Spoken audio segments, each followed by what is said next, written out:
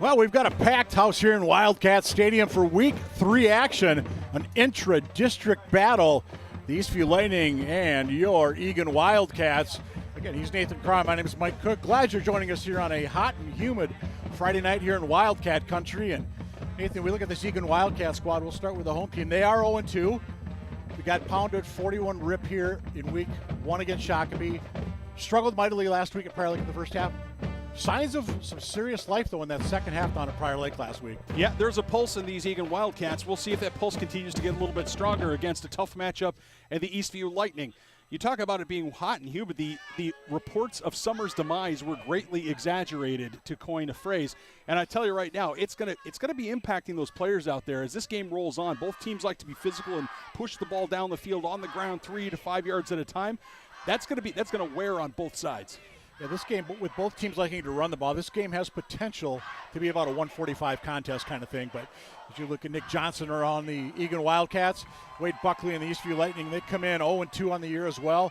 Lost a tough one to Farmington in Week 1 down at Farmington, but last week they took on the Rosemont Irish, and they also got beat by a 41 donut. So they're looking to get things back rolling again, and you got to play a rivalry game. You may as well get ready right now when you really need to turn things around. Yeah, there are dates on the schedule, Mike, that you always look forward to as a player, and one of those dates as a player are the big rivalry games. For Eagan, that is Rosemount, it is Eastview. Those are the teams that they want to play and they want to beat year after year. You could even say that those are the most important games of the year. Yep. Eagan's going to kick things off. They won the toss. They will defer. Going back deep for the Lightning of Eastview. E.J. Hagelin, number 4, and number 7 is Maddie McGrath, a couple of seniors on this Eastview squad. McGrath, we're going to call his name a lot tonight offensively for the Eastview Lightning. He wears number 7. Matuszewski to kick off for, check that, that's Eddie Kutera, 89, not 99. Look at this, there's a little bit of size difference there, and we are underway, week 3 from Wildcats Stadium. And this will be from the 10-yard line comes the Eastview Lightning. This is Hagelin. And Eastview is going to start out at about the 25-yard line. First man in for the Wildcats was number 27, Grant Hendrickson. Trenton Tapper in there as well for the home team.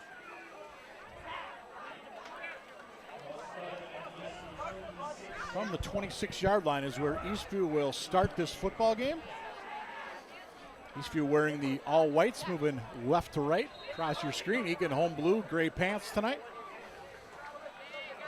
Numbers to keep an eye on tonight for the Eastview Lightning. We mentioned McGrath, number 7. J.C. Green, number 11. We'll call that name a lot tonight with the ball. Curry is their quarterback. Quinn Curry, number 9. And Coach Buckley was speaking very highly of that young man earlier when we were talking on the field. We've got our first flag of the game as Eastview's going to possibly go to the house with Green. Green's going to get tripped up at the 25-yard line. Reeser with the saving tackle. But there was a flag back at the Eastview 25-yard line in the area where it's probably coming back and go 10 yards the other way.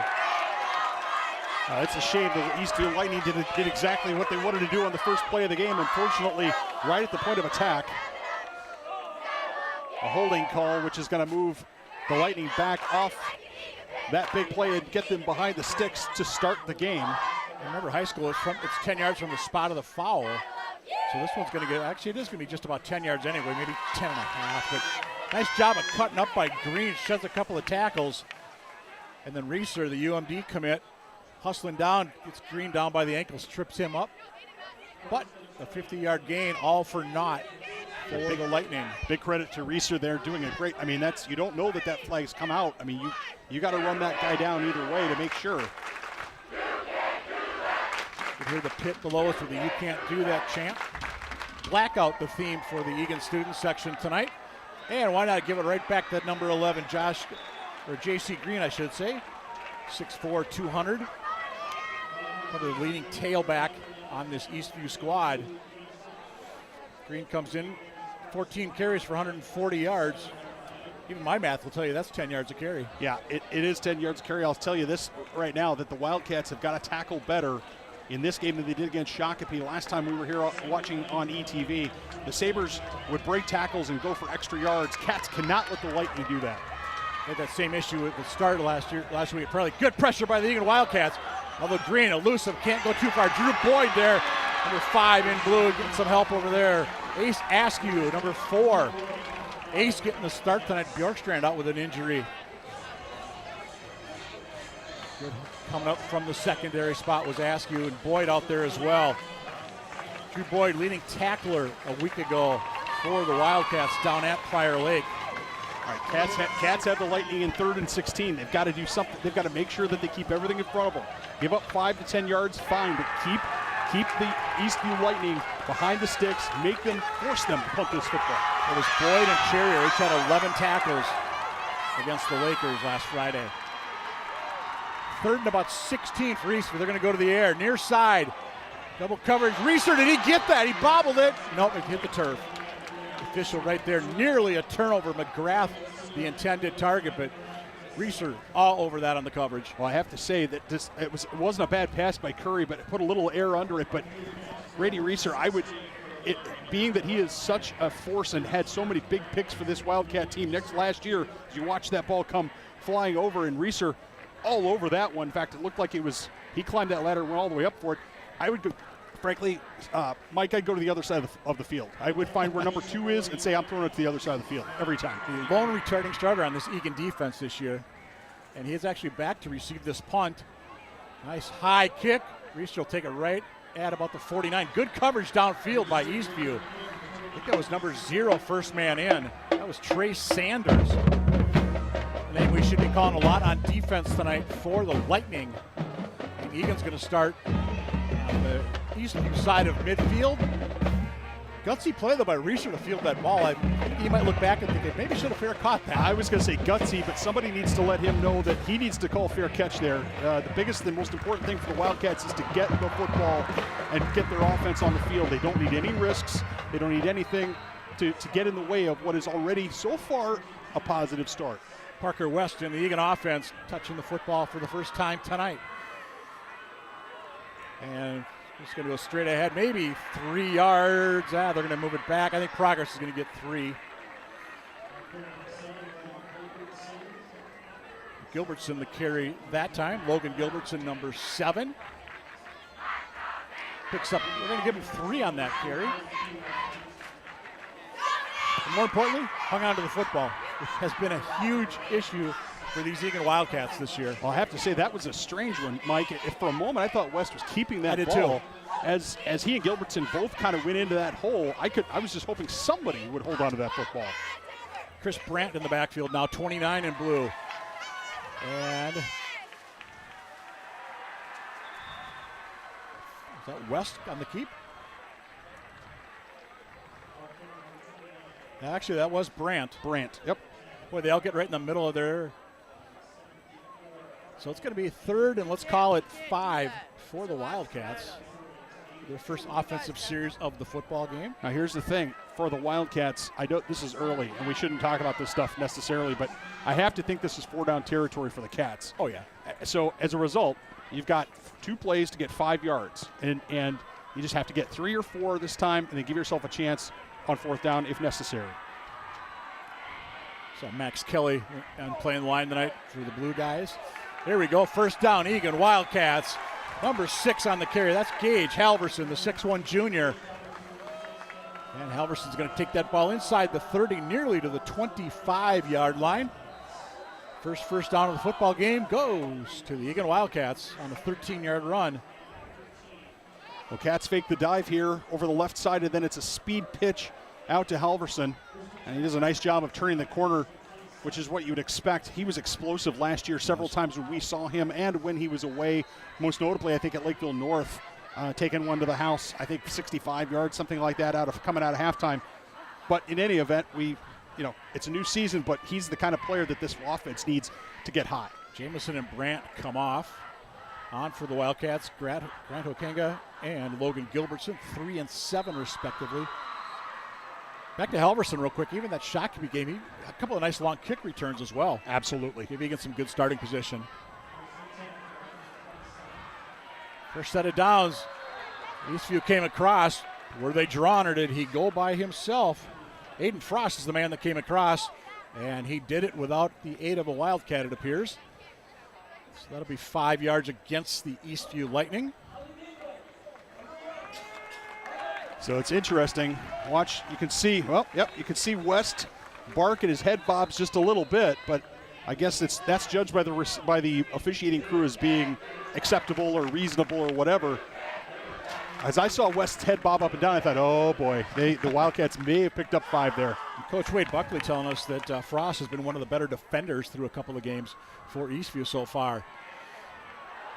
Straight ahead, Eastview says they have the football. Are the fumble fingers back for the Wildcats? They are. And I think that was Gilbertson on the carry. Coming up with a football for Eastview, number 3, Spencer Lee. And they are excited on the visitor side. Let's see if we get an opportunity to look at this one once again. Well, you said it before the game when we were talking to Eastview's coach Buckley. You're aware Egan's had problems hanging on to the football. How much of a focus do you make on that? Here's Gilbertson right there. He's got the ball. It just gets sent out. I'm not sure if that was still part of the mesh or not between him and West, but in any event, far too easy. And the Wildcats shooting themselves in the foot cannot do that to be competitive in football games. They just can't do it. Eastview on their own 15-yard line. I'm not sure if it was Frost first man in to get a hand on it for Eastview. Might have been Pierce Lewis, too. He was right there as well, 41. Nice pickup on first down for the Lightning. Out across the 20-yard line.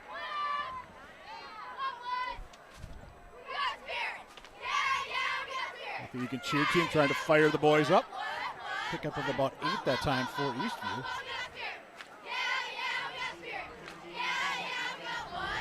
Look at that Eagan front. You've got number 84 out there, Harrison Brandt.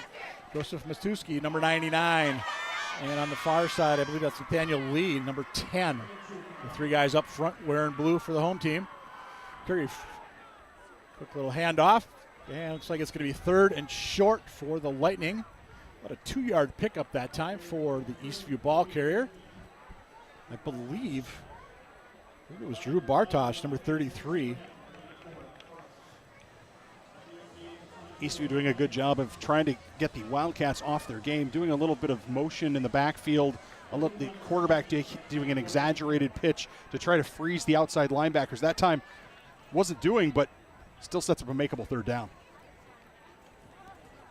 Long count, Curry. Give it to Green, why not? And he picks up a 5 on a quick burst through that offensive line. Nice job by the guys up front. Luke Hansen, first man in for the Wildcats. But Green had got the first down and plenty by that time. First down of the game for Eastview. Out at about the 30-yard line. By the way, we mentioned it's a blackout for the Eagan student section. It's a beach out for the Eastview student section tonight. And the Eastview students definitely made the trek here to, I don't know what, half a dozen stoplights between Eastview and Eagan High School. Green outside, wrapped up nicely on that far side by the Wildcats. First man in, I believe, again, was number 52, Luke Hansen, 6-foot junior. Very key tonight to lock up Green, keep him contained, as we've seen already. He's got some wheels, and he's got some burst. Yeah, good flow by the Wildcats. Watch top of your screen. Good job there up front. That was also Garcia. Garcia doing a good job of maintaining separation and keeping his outside shoulder free, helping string that play out. Askew coming up to number 4. Inside 5 minutes to go in a rapid opening quarter. Curry to go to the air for the second time. Coming across. Did the feet tangle? I believe they did. No flag coming. Eastview looking for a flag. Well, I think a couple of Eastview players behind the scrum were looking for a flag, but I think the officials had a good view of it, and there was no, the feet, I think there was a little bit of feet getting tangled, but certainly nothing that would draw, in my mind, a flag.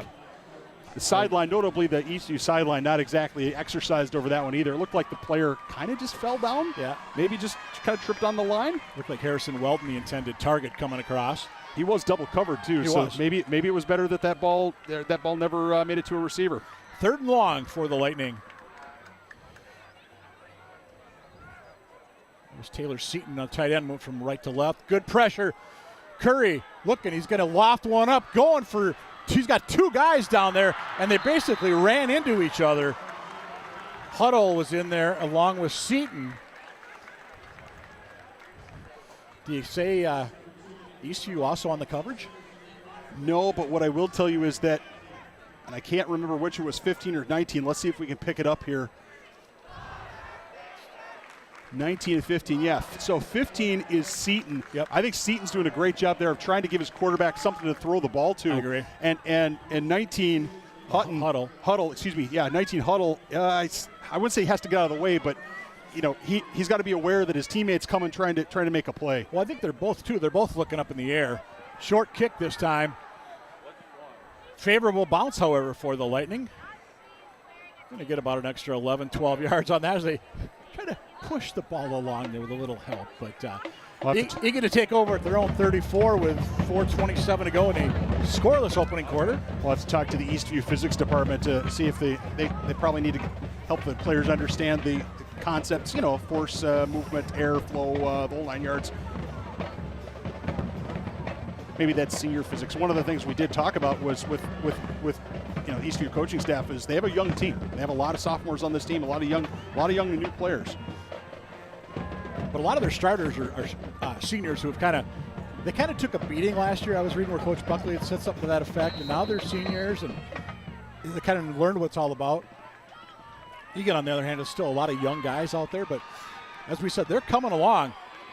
Here goes Halverson around the corner, and that's going to get out near a first down for the Wildcats. Halverson showing some wheels, getting to that outside. They're going to say he stepped out or got pushed out about a yard shy. Yeah, I think they're going to mark him just a little bit short, but I'll tell you, watch the Eastview Lightning right there. I could not pick up his number, but one of the defensive tackles, defensive ends on that side for the Lightning just came knifing through. And if it hadn't been for Halverson's good lower body strength, he's dropped for a 4-yard, 5-yard loss. And Cats cannot afford that. Based on what we've seen here so far tonight, Cats look like they can move the football if they can hold on to it, but they got to stay on schedule. Absolutely. 2 receivers left for the Wildcats. Straight ahead. And nice job moving that pile forward that time was Gilbertson, number 7. It's going to be a first down Wildcats at the Eastview 47-yard line. 10-yard pickup there for Gilbertson, the 5'10 senior. Good look at him there, number 7. Eagan on the Eastview side of midfield for the second time this quarter. Last drive started at the Eastview 45. Cats got down to about the 22-yard line and then lost a fumble. For those of you that are just checking in. Cats definitely taking their time. The play clock, there it goes out, starting to go. Not sure why the play clock was delayed. Maybe they had to get the chain set. Tight formation, Eagan Wildcats. Parker West, he'll keep it right through the middle. Parker West is going to the house. 6 points, Eagan. 47 yards for the sophomore signal caller. It was great blocking on the left side of the line. Those guys deserve a huge amount of credit, but West did a nice job of finding his hole. And once he hit the hole, he accelerated. I'm not sure, Mike, he might not have been touched that entire 46 yards. Check out the replay here. Watch right side of your screen.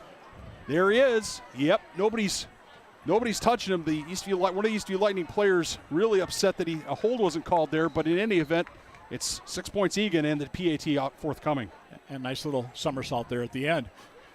Swinging gate. PAT potential for the Wildcats. And they're going to send it near side. Will they score? They shall. I think. Yes, there it is.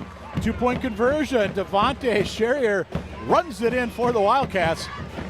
8-0 Eagan. Well, we saw West down at Prior Lake last week. Had one for 59 and another for 66 in that second half. Well, we've seen the yin and the yang of the Eagan Wildcats, haven't we, Mike, in this first quarter already? We've seen the fumble, the frustration there. We've seen a broken tackle or two that got called back on a penalty. We've seen some good defense, and we've also seen West taking it to the house. I mean, from a neutral standpoint, we've seen it all. Well, you look at that number 12, you're like, was that Parker West or was that Max Brosmer? Just a smart play there. I think Parker West might be faster than Max Brosmer. He might, yeah, definitely quicker. He can set the kickoff for the second time tonight. 3:26 to go, opening quarter. 8-0 for your Wildcats. Hey, real quick. Friday Night Lights, we've got Chick-fil-A here tonight. Brick Oven Bus Pizza, and back with us is Finer Meats and Eats. Had some vehicular issues for the last game, but good to see them back with us. Part of the Friday Night Lights festivities here in Wildcat Country. And I'm just looking down, and there is a good crowd in this stadium tonight. They had the freshman tailgate earlier. So that was very well attended. Well, school's in full swing now, so no reason not to be here. Going to swing, a right leg swing back to about the 3. So it'll be McGrath for Eastview.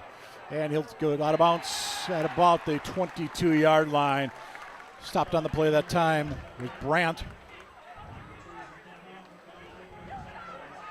Eastview to take over third time tonight. Their drives have started at their own 26, their own 15, and this one will be at the 22. Eagan's 2 drives, they started at the Eastview 45 and their own 34. Advantage Wildcats. Advantage Wildcats so far. The Wildcats, I have to say, we've called a lot of games in this stadium where the Wildcats were giving up good field position to the other team. Tonight, shoes on the other foot a little bit. But we're only basically 8.5 minutes into this football game. There's 3:20 to go, opening quarter. Curry fakes the pitch. They're going to go straight up the middle. Nice little pickup there on first down for the Eastview Lightning.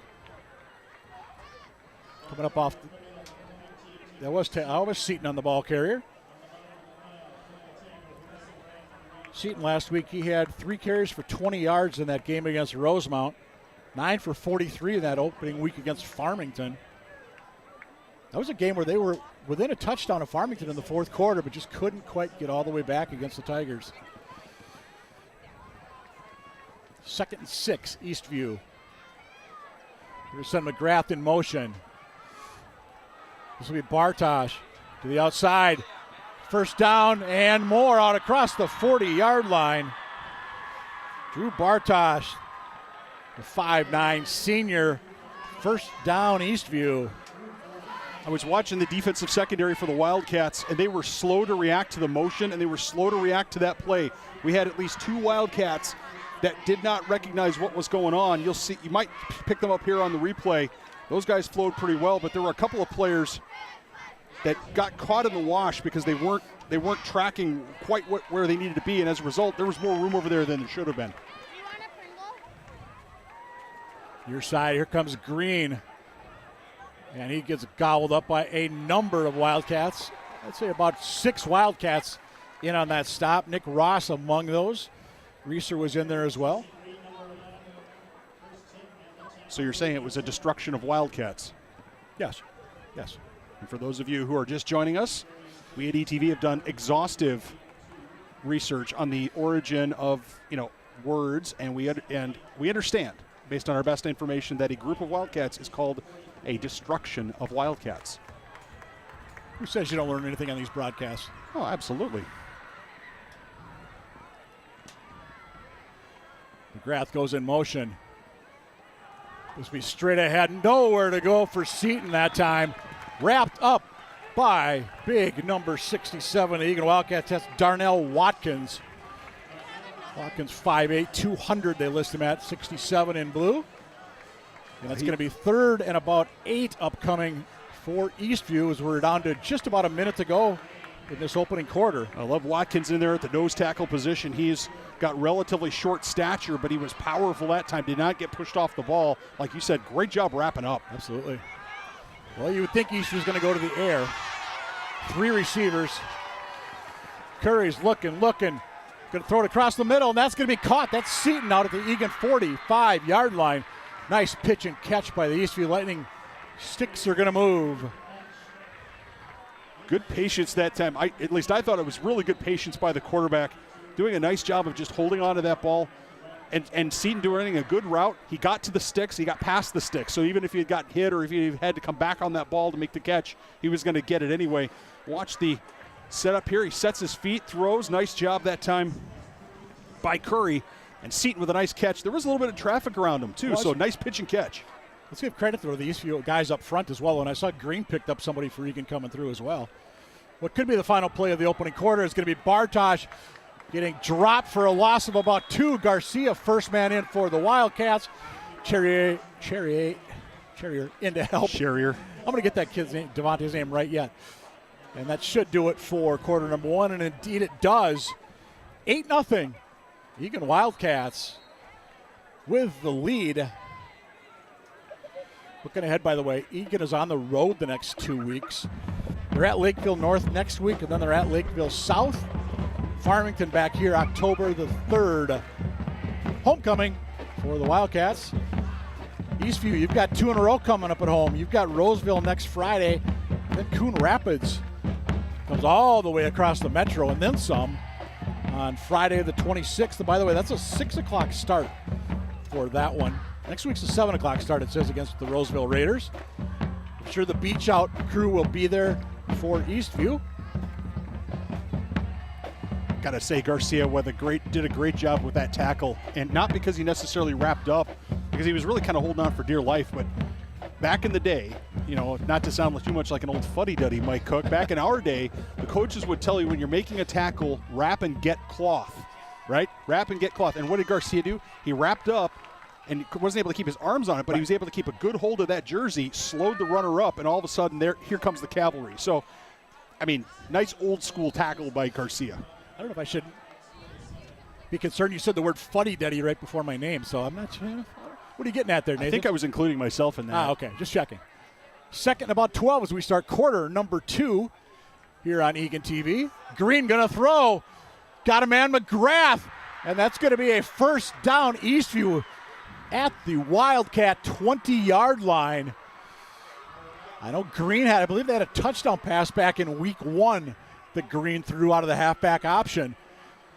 And a great call there by the Eastview Lightning. Pick up a 33-yard, or check that, 27 yards.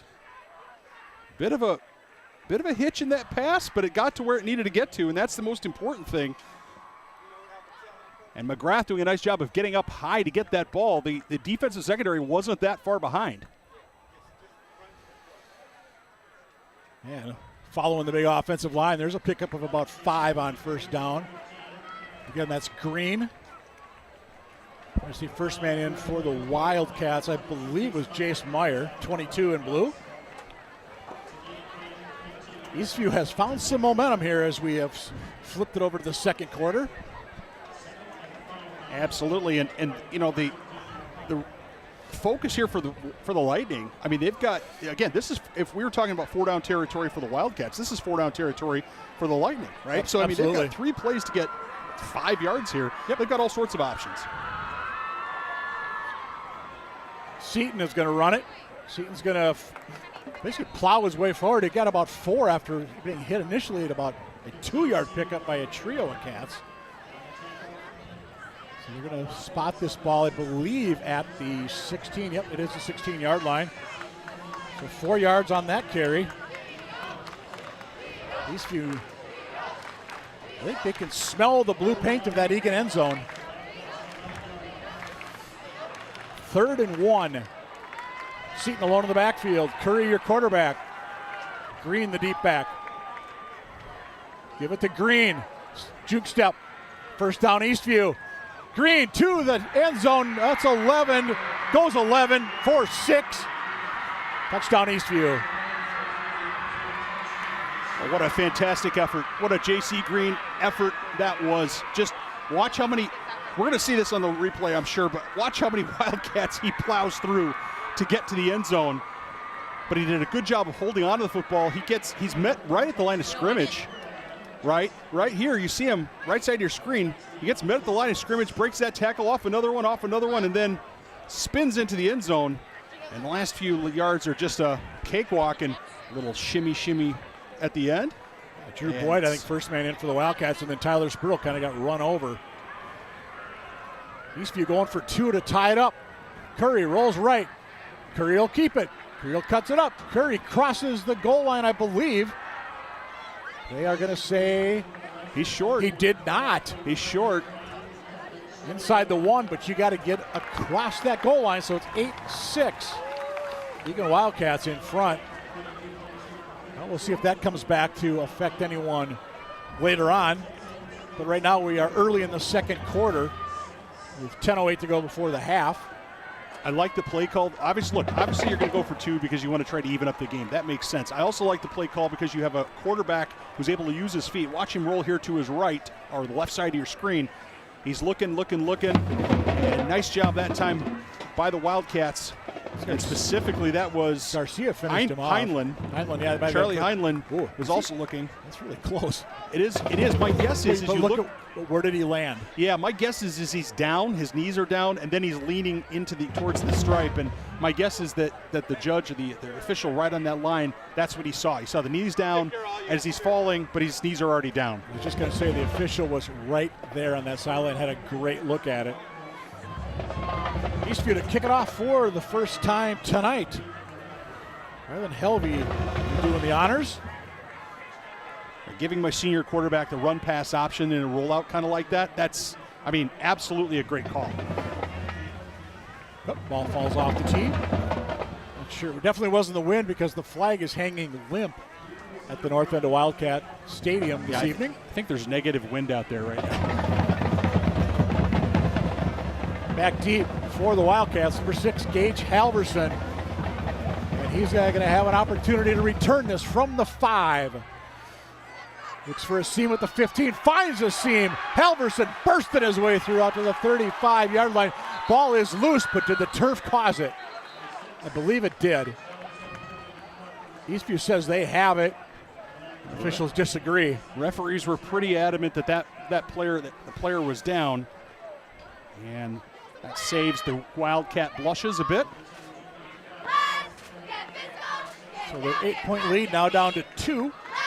Cats get the ball for the first time here, quarter number 2. 10 minutes even to go.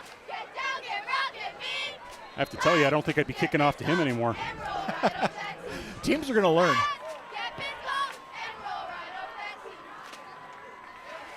Straight ahead. Big fullback run there. Fall to the 43-yard line. Good first down pickup by the Wildcats. I believe that was Brant. Nope, check that. That was Gilbertson coming up off the bottom of the pile. I think we've kind of learned Halverson's our speed guy. Gilbertson, again, going to be kind of a power back for these Eagan Wildcats. Although Halverson, we've seen him drop that shoulder and barrel some guys over too. And it doesn't help when they're lining up at the different spots around the backfield. It used to be you could always count on, you know, one particular player in that B-back position right behind the quarterback, but now it moves around. This is West. He keeps it. West got a seam. Can he get a block? He got one. Still on his feet. The foot race to the end zone. 6 points. Eagan. 58 yards. West goes south, and he takes the Wildcats into the end zone. I did not see that. I have to say, I didn't see that coming. It looked like West might get bottled up, but he's, you know, that small stature of his, because he's not the biggest player on the field, his stature kind of lets him be a little shifty. He seems to pick out spots. Watch him break to the left side of the line, right side of your screen. Watch here. He makes one cut, makes another cut, breaks a tackle, which, you know, again, you know, how many times have we talked about tackling? Like you said, west to the south entrance, south goal line. I want to give Nick Emerson, number 11, credit too. He was out leading the way. Nice job by Halverson. Look at Parker West. Let me just check those stats for tonight. He's got 2 carries for 105 yards and 2 scores. And we've got a timeout taken. Oh, we've got an injured Eastview Lightning back at about the 31-yard line. It's interesting. We look at West tonight versus what we saw 2 weeks ago against Shakopee. He looked like a sophomore in that game. Eyes wide open, first varsity start. You're playing a top 3 team. And then, you know, you talked to Coach Nick Johnson, and he was just saying, West, he's really starting to settle in. He's realizing how fast the game is at this level. Good fake. Draws some of the defense. Watch his eyes. See his eyes to the inside. Yep. Takes on the blocker, holds onto the ball. Ball squeezed up against his chest. 5 points of contact. Yet he's not slowing down. More swinging gait coming up here for the Wildcats. Gilbertson was out leading the way too. And I imagine from now on, if they've got a little advantage, my guess is the Wildcats just kick this extra point. One would think. Because that will maintain the advantage. Sawyer Haglund for the PAT. And kick is up, splits the uprights. One thing NJ was saying that Haglund, almost automatic on a PAT for the Wildcats this year. Of course, last week they had there was a bad snap that caused a problem on one, and then another one got pushed to the right, but that one wasn't Sawyer. 15-6. Eagan Wildcats in front of the Eastview Lightning. 9:12 to go here in the second quarter. Both teams do have 3 timeouts. I don't know if we're having a little issue with our graphics package, but it is the second quarter. Look at the Eagan band making an appearance, taking up their part of the stands. And we said the stands are packed here tonight. There are fans all over.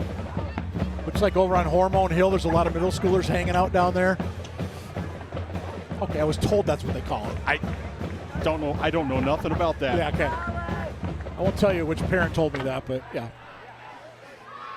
Thanks for joining us here on ETV Sports. We really do appreciate it, whether you're from Eastview, from the Apple Valley Eastview area, Eagan, Aberdeen, South Dakota, Knoxville, Tennessee, or South Argentina.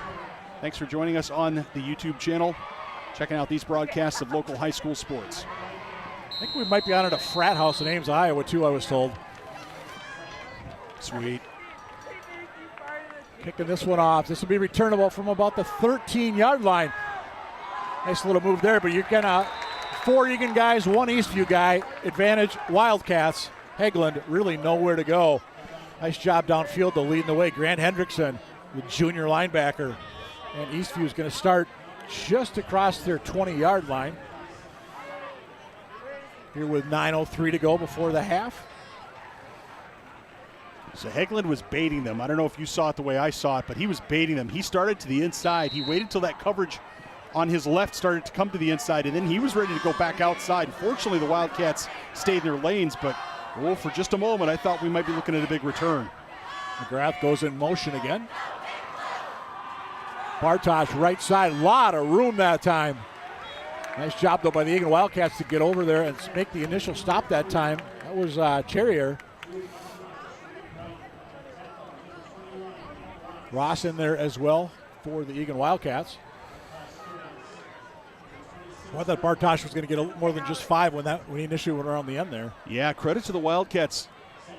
I would say shell 7, their linebackers and defensive secondary. That time the line really wasn't much of a factor, but the linebackers did a good job flowing.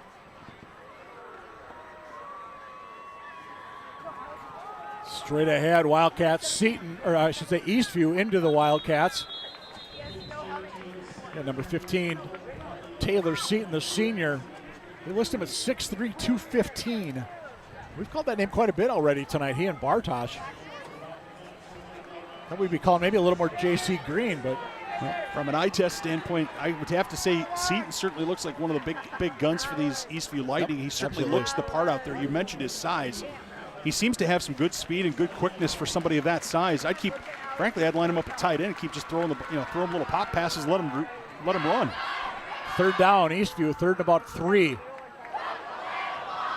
This is going to be just short, I believe. Let's depend on the spot. I'm looking at the official on the far side. And the sticks are, well, one of them is starting to move to the other one. It says first down on the down marker. And there they go, first down Eastview. I think the Wildcat coaching staff is saying, wait a minute. That was pretty close. Are we 100% sure about that? But magically enough, the Eastview Lightning staff on the other side, I think they were pretty sure it was a first down. Yeah. And guess what? The officials agreed. So he made it by the hair of his chinny chin chin? Something like that. And we've got a timeout on the field. I didn't see if it was called. I mean, it is hot and humid tonight. 7:34 to go in the first half. I don't know if there's a mandatory water break. I have never heard of such a thing in high school football. I've heard of it at least in Minnesota. Maybe in Texas or Florida they do that stuff. Fine. But when it's super hot. Okay, fine. I've never heard of it, but okay, hey, just check it. I didn't say you're wrong. I said just I've never heard of it. I'm just being a fuddy-duddy again to you. Fuddy-duddy. We'll go with that. Well, I could have said something else slightly less. No. It's even more ridiculous. I'm sure our viewers at home are going, yeah, Nathan's right. They're probably saying, guys, shut up and call the game. Well, there's that too, but yeah, I'm sure that we've caused more than a few mute buttons to be pushed. Fresh set of downs for the Lightning. Bartosh, Garcia, and company didn't even get back to the line of scrimmage that time was Bartosh. I didn't see who the first man in was. It might have been 99 Matuszewski, I'm not sure. Loss of 1 on the play for Eastview.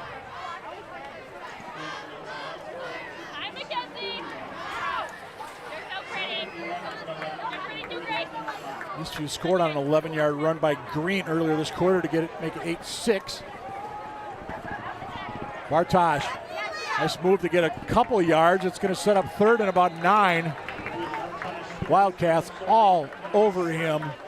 There's Boyd, and then coming up off the bottom of the pile that time, Joseph Matuski, 6'3", 248, 99 in blue.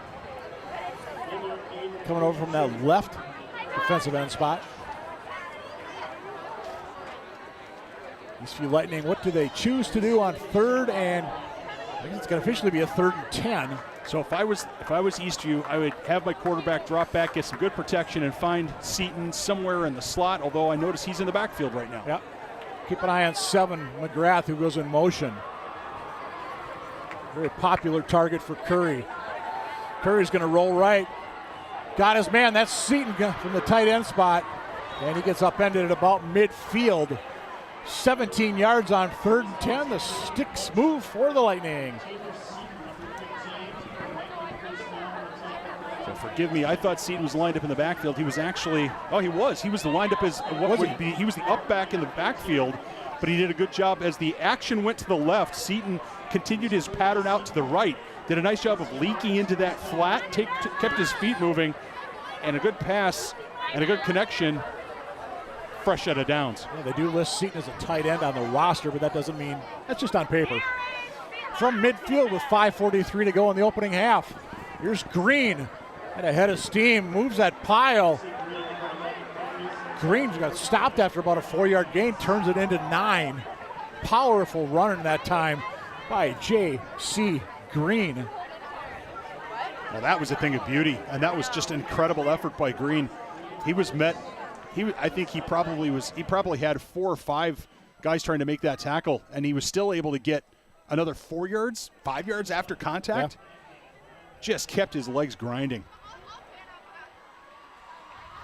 Also had that halfback pass from about this point of the field on that last Eastview drive. Going to run it this time, though. Keep that ball. He's got it tucked under his left arm.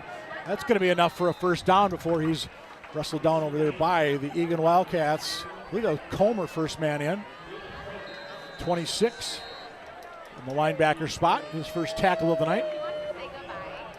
But sticks are going to move after that 4-yard pickup.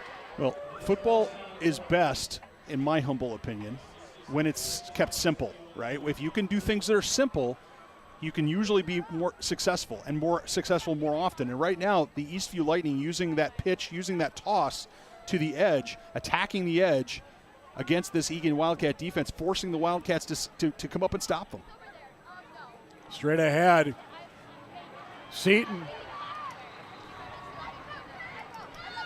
just plows his way forward down to the Wildcat 25-yard line.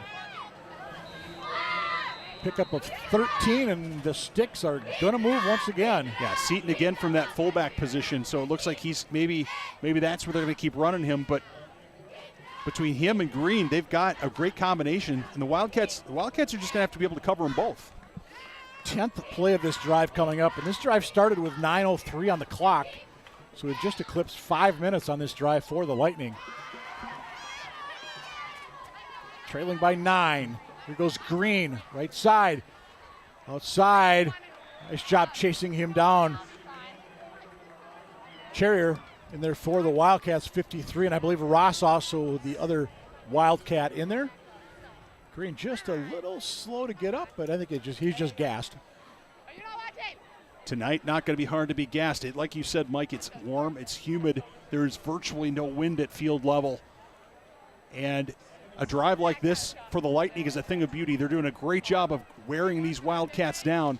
And I tell you right now, if they put one in the end zone, it's going to be a dandy second half. Heck, it might be a dandy second half anyway, but imagine if they're able to get this in the end zone. Huge for Eastview. Eagan does get the ball to start the second half. Another tough run there for about 3 yards for the Lightning as we go down to 3 minutes to go in the half. Again, I believe both teams have all their timeouts still. It's going to be 3rd and about 5. Long 5, short 4. Long 4, short 5. Let's try that again for Eastview. You know, given the way Eastview's run down this field, push these Wildcats down the field, I would love a defensive timeout here. Give these defenders a chance to catch their breath, reset, refocus. I would think if Eagan were to make a stop here, Eastview might call a timeout just to stop that 4th down play. Green Well, let's see if we're right, because Green's going to lose a little bit of yardage, maybe 1, maybe 2, depending on the spot. Back outside the 20-yard line. Good surge by that Wildcat defense. Again, Garcia out there, number 90 in blue, among those for the Eagan Wildcats. And it's going to be 4th and let's call it 6 for Eastview. We're going to say a loss of 2 on the play. Clock continues to roll. $1:53 and counting. A lot of options for this Eastview squad on a 4th and 6. Bartosh alone in the back. He's the deep back, I should say. And we're whistling a timeout by. I think it's by the Wildcats. Yep. Smart. I like that. I like having a timeout there. Not only do you get to see what the Eastview Lightning are going to do in terms of coming out into their formation, but also just give your guys a chance to catch their breath. It's been a long drive, as you say. I think a 12-play drive, if I'm not mistaken, so far. It's covered almost 7 minutes of clock. 8 minutes. You're going on 8 minutes of clock. So these are tired defenders out there in blue shirts. Yeah, this is going to be 13th play of the drive upcoming. Hey, I want to give a quick shout out. Jimmy Carroll checking in with us tonight, longtime announcer over at Eastview. Oh, we forgot to use his line earlier that when we did the weather, of course, then there's always a chance of lightning. Coach Buckley wanted to give a shout out to his lovely bride, Allison Coleman, watching from Edina with the small kids. Eagan grad, he told us. Well, homecoming is, in a few weeks, so you never know. 3 weeks from tonight will be homecoming here against the Farmington Tigers. But right now it's 4th and 6 for Eastview, down by 9. Looking to get something before the half. Curry keeps, looks, Seaton, is he in bounds? No. He was juggling it. They're going to say out of bounds. Cats are going to hold. Official right there on the call. So 13-play drive for the Eastview Lightning results in no points. And Eagan has a $1:31. Do we keep an eye on Parker West? I would keep an eye on Parker West, but you see Seaton frustrated there. This pass is towards the sideline. He's got it. He doesn't have it. Yep. He's still trying to control it as he's sliding out of bounds. Just unlucky. It was a great effort. It was a good play call. It just didn't come off for the Lightning. From their own 21 with a $1:31 to go. Halverson. And he'll get out near the 35-yard line. Clock will stop momentarily, set the chains. 14 yards on first down. Might we see the Cats attempt the pass on this drive? Well, since they've had 2 long touchdowns on the ground, maybe they don't need to. Yet to complete a pass this year are the Eagan Wildcats. West. Eastview, nice job of kind of gobbling him up after he got through that initial line. Number 18, Logan Myers, the linebacker, in for Eastview. Myers, one of the top tacklers on this Eastview squad, but we have yet to call his name before that play. 2nd and 7 as we're down to 57 seconds and counting. Yeah, 2nd and 3, pardon me. They got 7 yards. Pitch. And that's going to move the sticks out to the 47-yard line. Jamison on the carry. Ball spotted at the 47-yard line.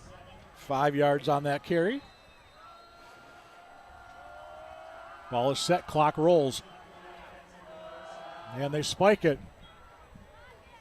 Took a few extra seconds there than maybe a Wildcat fan would want to see on that. But there's still 39 to go in the half. Well, a 2-minute drill for these Wildcats is a different thing than I think we're used to seeing with a lot of teams, given that they do not have a strong, obvious passing game. As you say, maybe we'll see something here as West comes back from getting the play call from Hendrickson. Coach Henderson. Mark Henderson, Henderson, sorry. Yep. See if the Wildcats can get a chunk of yardage here, call a timeout, see what happens. Give it to Halverson. He's got some blockers. Can he find a seam? Still on his feet down to the 36-yard line. 17 yards on that pickup. And we got a timeout taken by the Eagan Wildcats. Second of the game.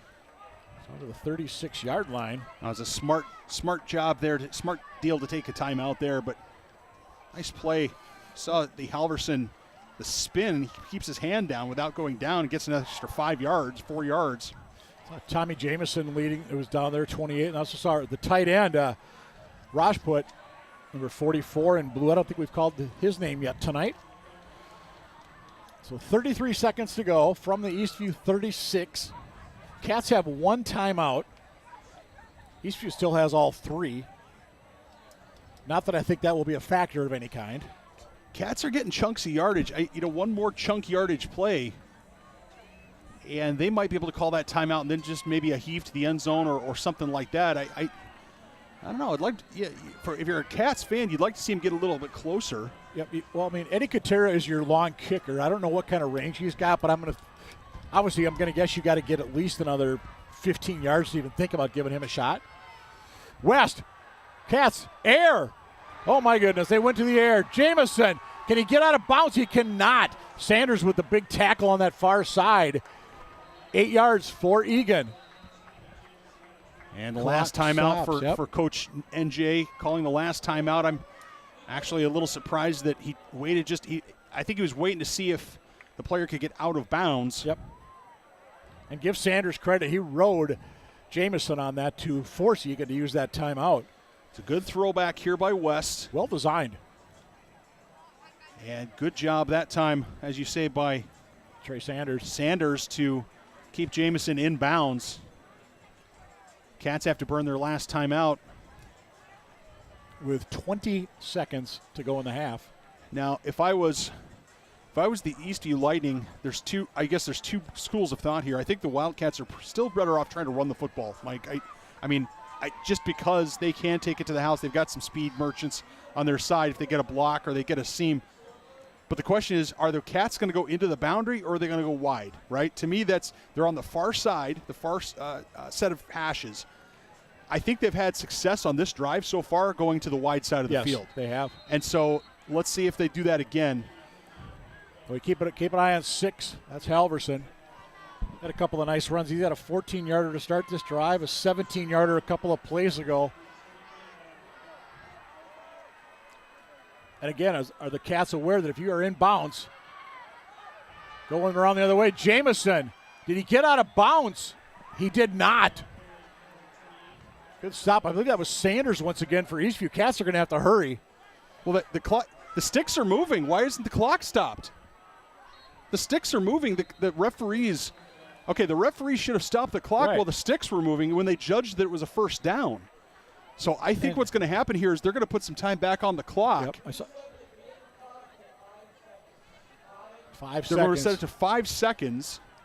I think it should be probably more like 9 or 10 seconds. But in any event, it goes back to a few seconds. Then I think the Cats have to spike it right away. Well, and there you go, Nick Johnson looking for an explanation. Eagan head man. And I agree with you. I think NJ's got something to be asking about right here. Yeah, as the minute Jamison went down, the clock should have stopped. The stick should have moved. And I think the referee on that side, forgive me, I think the line judge or the head linesman on that side didn't track but because again, it's up to him to signal a first down because he's got the best view, right? He's closest to the sticks. So I think right now they're going to start the clock, and West is going to they're going to try a field goal. Eddie Katera, he's a soccer player. But try it from 40. Mason Reese, though, wide receiver, is the holder. If I remember right, he was a backup quarterback last year. Eastview's got 3 guys back inside the 10. Is the clock going to start, though, as soon as the referee blows ready for play, or is it going to start on the snap? I think maybe that's what I think the Eastview coaching staff is saying. As soon as you say it's ready for play, it's ready for play. Cats will not have a lot of time. First field goal attempt of the year. And the Eastview Lightning are going to take a timeout. Yep.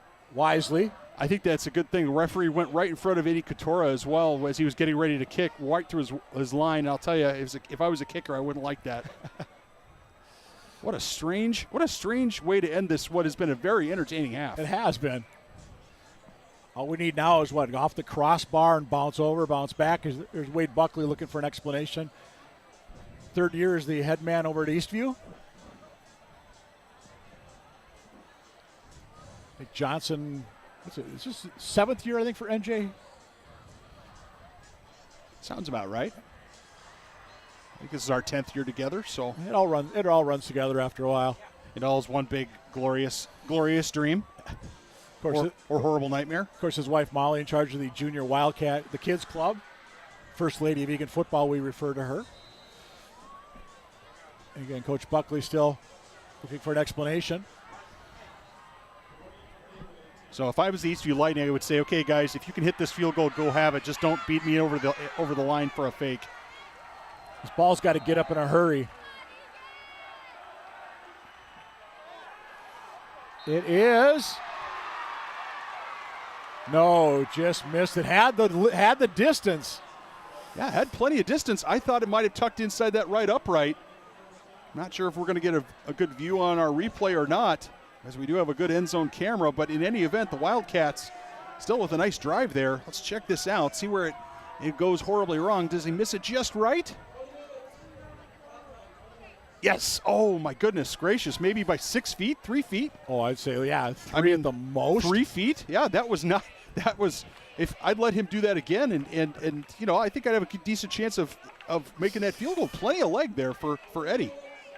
Well, they're happy. It's a blackout here in Wildcat country. And at the half, the Eagan student section is happy as their squad up by a 15-6 count over the Eastview Lightning and their student section here on the beach out.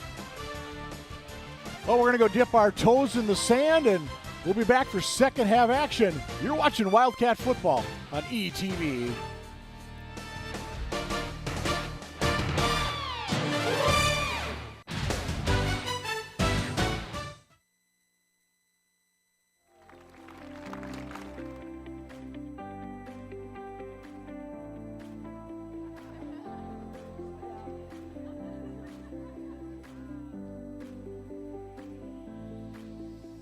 Going from a 12 to 1,500 square foot Rambler house to 10,000 square feet here in the new art house. I am excited to just see people in this space. We have a really wide variety of programs and classes here. We're very excited to be able to offer much more than we could before, which we're able to do now that the space is much larger and able to host more people.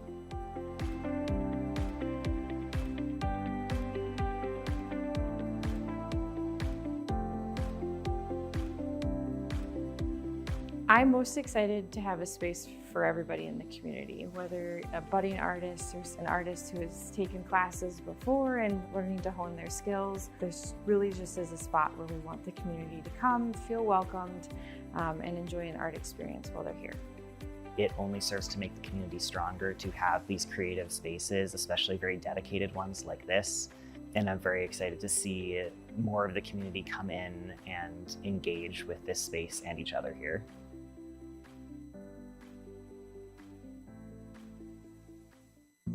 Jason, let's go see your room.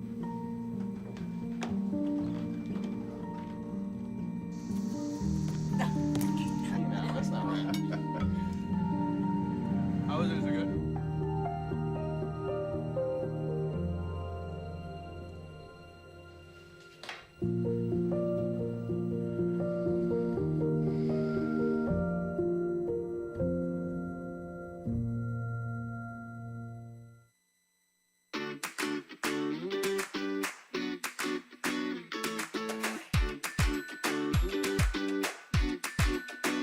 We were inspired to build a new indoor playground because the old one was getting over 20 years old and we just needed a new place for the community and families to be able to bring their kiddos.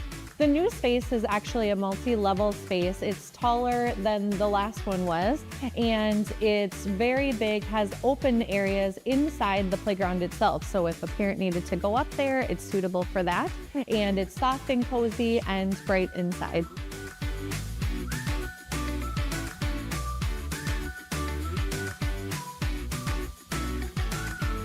We do offer a special right now for the month of August and September. We're doing $5 Fridays, and that includes use of our gymnasium as well. Spaces such as the Blast Indoor Playground really do serve our community. It's a great meeting spot to be able to have an indoor safe place to get together and play.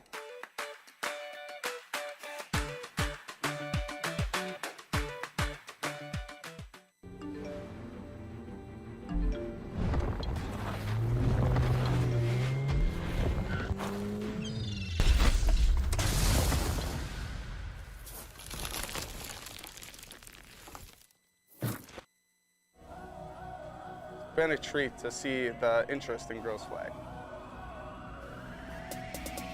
It's the first year, you know, it's exciting that we had so much ask from the girls to, hey, can I come play? Absolutely. We have about 45 girls on our roster right now. I found out about the league from my coach, Carl. He was our weightlifting coach, so he kind of inspired me as well to come out and play. In the league, we have over 51 teams. They started last year with the pilot program with 4, now it's 51. So it kind of boomed over a year. They actually made the schedule around other sports. I know a lot of people, they do softball or track, so getting to play sport with them means a lot to me. Scheduling was a struggle. We're a club sport technically, so we practice at 7 o'clock at night so girls can go compete in their other sports. A lot of the successes as a team is just higher game IQ. So some girls came in not knowing anything about football, and now they have plays memorized. Going into today's game, I felt nervous because I knew some of my friends and my family members were coming. Then I just got on the field and tried to do my best. The NFL's involvement with the league has been so great. Minnesota Vikings, it wouldn't have ever gotten started without them. They run all the behind the scene things. I just want to thank my teammates for having a fun day. I know it wasn't super successful, but we're working hard. I'm proud of how far we came from last game to this game at home. Even though we lost, I think overall as a team we played better. Being a part of something brand new is tough, but I think the girls are getting a lot of teamwork and a lot of different skills that they can utilize in their other sports too. Hi, I'm Ryan Blaney, a third-generation race car driver, and we dedicate a lot of our time to going as fast as possible. But when my grandpa was diagnosed with Alzheimer's, it was a very unexpected bump in the road for us. It's important to notice if older family members are acting differently, experiencing problems with their memory, or having trouble with routine tasks. Early detection of Alzheimer's can give your family time to explore support services, make a plan for the future, and access available treatments. If you or your family are noticing changes, it could be Alzheimer's. Talk about seeing a doctor together.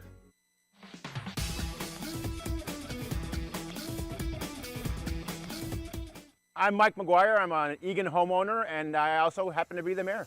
We are installing a new roof today, and we decided to go with solar shingles to generate some solar energy for the house and offset some of our electricity costs.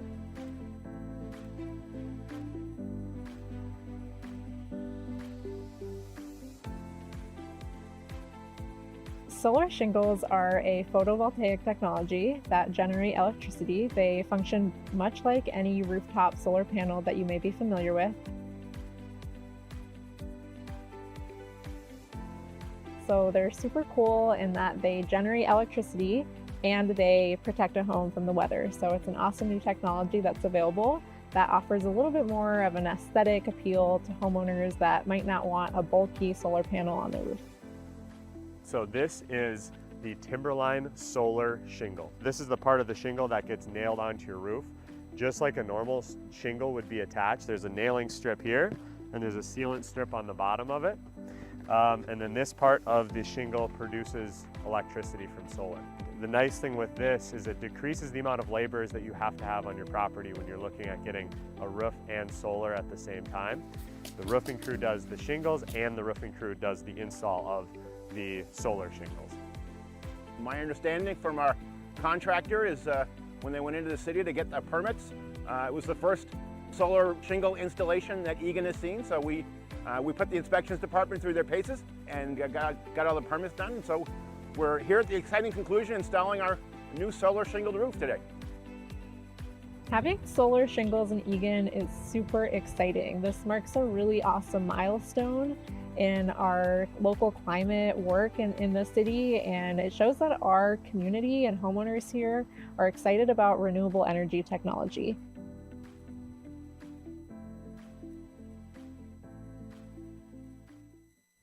Emma, did you hear? Todd's in the hospital. Who's Todd? He got a collapsed lung from vaping. He thought it was cool. Not cool. Promise you won't vape, Emma. It can lead to a lifelong addiction, and we can't be friends if your lungs collapse. Bogus. Wacky sitcom teens aren't the best people to talk to your kid about vaping. Hey, you got a minute? You are. Start the conversation with your child about vaping today.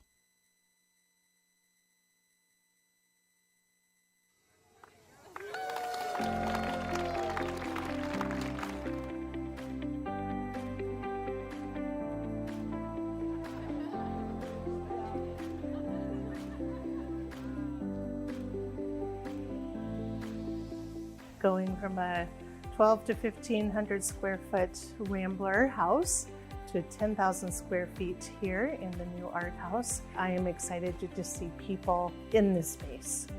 We have a really wide variety of programs and classes here. We're very excited to be able to offer much more than we could before, which we're able to do now that the space is much larger and able to host more people.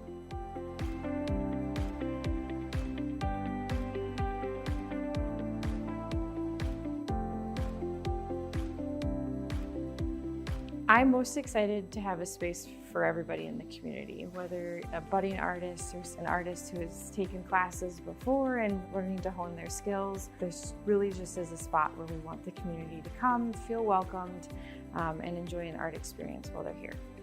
It only serves to make the community stronger to have these creative spaces, especially very dedicated ones like this. And I'm very excited to see more of the community come in and engage with this space and each other here.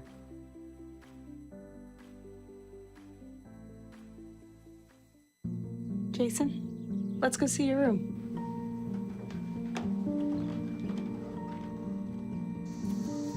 No, that's not right. How is it? Is it good?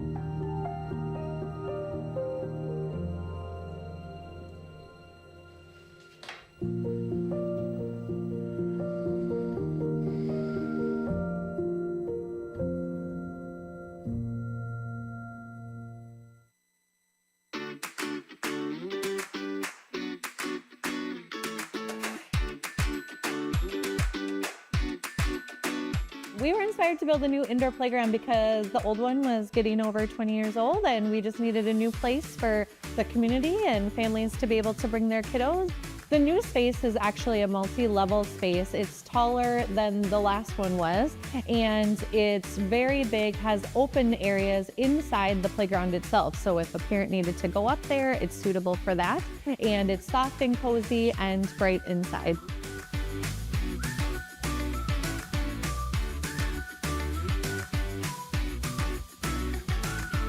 We do offer a special right now for the month of August and September.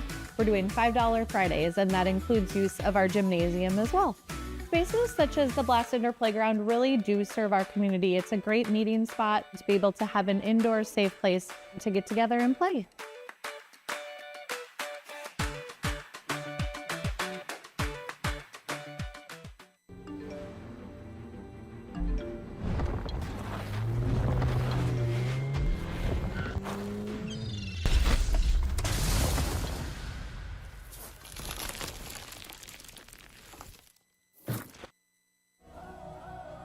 Been a treat to see the interest in girls flag.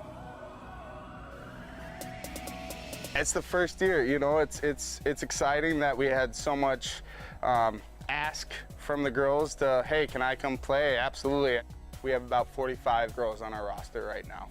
I found out about the league from my coach, Carl. He was our weightlifting coach, so he kind of inspired me as well to come out and play. In the league, we have over 51 teams. They started last year with the pilot program with 4, now it's 51. So it kind of boomed over a year. They actually made the schedule around other sports. I know a lot of people, they do softball or track, so getting to play sport with them means a lot to me. Scheduling was a struggle. We're a club sport technically, so we practice at 7 o'clock at night so girls can go compete in their other sports. A lot of the successes as a team is just higher game IQ. So some girls came in not knowing anything about football, and now they have plays memorized. Going into today's game, I felt nervous because I knew some of my friends and my family members were coming. Then I just got on the field and tried to do my best. The NFL's involvement with the league has been so great. Minnesota Vikings, it wouldn't have ever gotten started without them. They run all the behind the scene things. I just want to thank my teammates for having a fun day. I know it wasn't super successful, but we're working hard. I'm proud of how far we came from last game to this game at home. Even though we lost, I think overall as a team we played better. Being a part of something brand new is tough, but I think the girls are getting a lot of teamwork and a lot of different skills that they can utilize in their other sports too. Hi, I'm Ryan Blaney, a third-generation race car driver, and we dedicate a lot of our time to going as fast as possible. But when my grandpa was diagnosed with Alzheimer's, it was a very unexpected bump in the road for us. It's important to notice if older family members are acting differently, experiencing problems with their memory, or having trouble with routine tasks. Early detection of Alzheimer's can give your family time to explore support services, make a plan for the future, and access available treatments. If you or your family are noticing changes, it could be Alzheimer's. Talk about seeing a doctor together.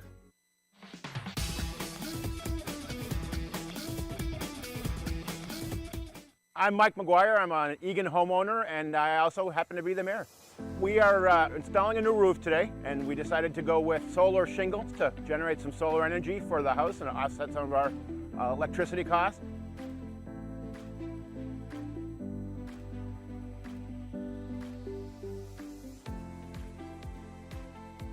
Solar shingles are a photovoltaic technology that generate electricity. They function much like any rooftop solar panel that you may be familiar with. So they're super cool in that they generate electricity and they protect a home from the weather. So it's an awesome new technology that's available that offers a little bit more of an aesthetic appeal to homeowners that might not want a bulky solar panel on their roof. So this is the Timberline solar shingle. This is the part of the shingle that gets nailed onto your roof. Just like a normal shingle would be attached, there's a nailing strip here and there's a sealant strip on the bottom of it. And then this part of the shingle produces electricity from solar. The nice thing with this is it decreases the amount of laborers that you have to have on your property when you're looking at getting a roof and solar at the same time. The roofing crew does the shingles and the roofing crew does the install of the solar shingles. My understanding from our contractor is when they went into the city to get the permits, it was the first solar shingle installation that Eagan has seen. So we put the inspections department through their paces and got all the permits done. So we're here at the exciting conclusion installing our new solar shingled roof today. Having solar shingles in Eagan is super exciting. This marks a really awesome milestone in our local climate work in the city, and it shows that our community and homeowners here are excited about renewable energy technology.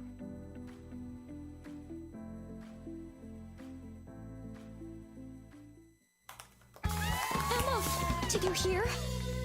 Todd's in the hospital. Who's Todd? He got a collapsed lung from vaping. He thought it was cool. Not cool.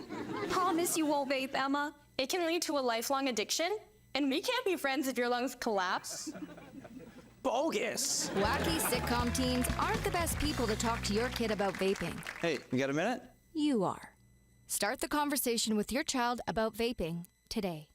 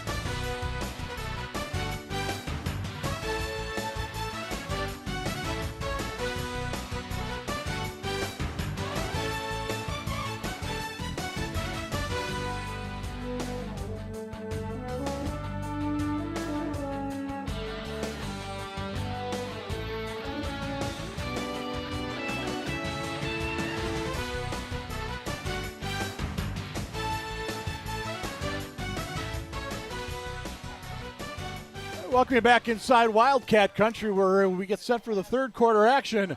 The Wildcats 15, the Eastview Lightning 6. Parker West with a couple of long touchdown runs for the Wildcats. J.C. Green with a touchdown run for Eastview. The Lightning, who were driving deep into the Wildcat zone late in that opening half, but turned the ball over on downs. And that's where we are. There's the Eagan student section, a blackout here tonight. And they're going to see their boys get the ball to start the second half. Okay, my name is Mike Cook. He's Nathan Cron. Nathan, and we got an all-star crew working with us tonight as well. We absolutely do have an award-winning ETV crew. Our executive producer is Josh Sibley. Sarah Paulus is our director.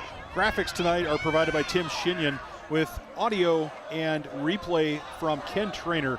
Nick Mudd, Brad Lester, Winter Price, and Paul Winkles are our award-winning camera folks. Thanks for making us look and sound so good here on ETV and ETV Sports. Quick shout-out. I know Josh is not with us tonight because he's got kind of a big deal tomorrow. He's getting married. And we met his bride-to-be Kate last game, and obviously Josh outkicked his coverage, we should say. But, hey, congratulations to those kids that are getting married tomorrow. Again, 15-6 our score in Wildcat country. A couple other quick scores possibly of note. The next two Eagan opponents, Lakeville South and North, are playing 14-6 South at the half. And just down Highway 3, Prior Lake and Rosemount, 14-all. At the half. Again, Eagan to get the ball to start this second half. Eastview Lightning looking to make a defensive stand. So for the Cats, they need to pick up where they left off in that first half. They were doing a good job there right before halftime. Moving the football resulted in a field goal attempt that was maybe 3 feet wide right. And I'll tell you, with a little more time, these Wildcats have so far tonight demonstrated they can move the football and create some opportunities, maybe even get some points on the board. Be interesting to see what happens if the Wildcats do manage to get two scores on the Lightning, how that might change how the Lightning approach this football game. And this is probably something we shouldn't even say, but Cats have just one fumble tonight. They came into this game with 8 turnovers in 2 games. I was going to say, ordinarily I would say you just gave them the commentator's curse, the big jinx. But you know what? After 8 fumbles in 2 football games prior to this week, and now 9 fumbles for the season, how can you jinx them anymore? That's lost fumbles, by the way. That's lost fumbles, yeah. That's not even how many times it's been on the turf. Yeah. But no, Parker West, you can definitely see the growth from week 1 to week 3 for that sophomore, leading the charge for the Eagan Wildcats on offense. Eastview to kick this one away. And returnable from about the 3-yard line. Plenty of room. 40, 50. Looking for a block. Jamison cuts it across. It's a foot race to the corner as the kicker that drags him down. Tommy Jamison. Outstanding return for the Eagan Wildcats. Touchdown saving tackle, though, by Eastview's kicker, Rylan Helvey. That started back at about the 3. So that's a 78-yard kickoff return for Jamison. Well, if you're going to start the half, Mike Cook, if you're the Wildcats, that's the way to do it. Look at this. Just slicing and dicing, and a good job by his blockers up front, not committing a penalty, not doing a push from behind, being smart. Halverson lowers that shoulder. That's going to be another first down for the Eagan Wildcats inside the 10-yard line. I think Kennedy, the first man in on the stop for Eastview.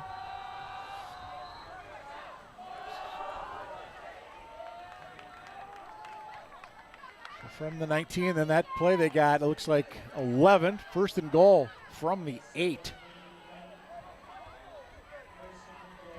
Well, you were just talking, 2 minutes ago. What if Eagan goes down and can make this a 2-score game right away? Then what happens? They're 8 yards away from doing that. West squirms his way down to about the 2-yard line. Let's call that about a 6-yard pickup, depending on the spot. Eastview defender looking for a flag of some kind. I'm not sure what for. Well, Eastview also, after that, towards the end of that play, really scraping at that ball, trying to get that thing to come out.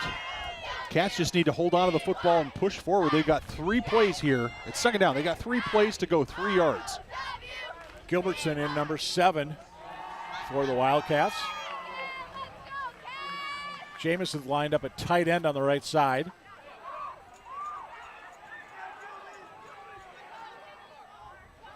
Straight ahead. Down to about the 1. Just got a correction, by the way. Technically, we're in a 2-score game right now, but our viewers know what we meant. Yes, 2 touchdowns. Yeah. Yes. Yeah. Down to the 1. Who were the Wildcats can cross the goal line, or does Eastview make the big stop?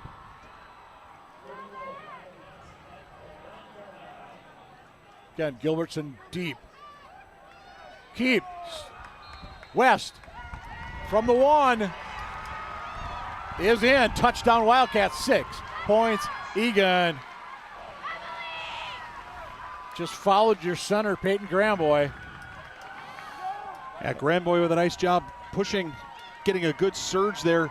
Ordinarily, you like to see the quarterback take a half step back, but watch West. He goes straight forward. And you know what?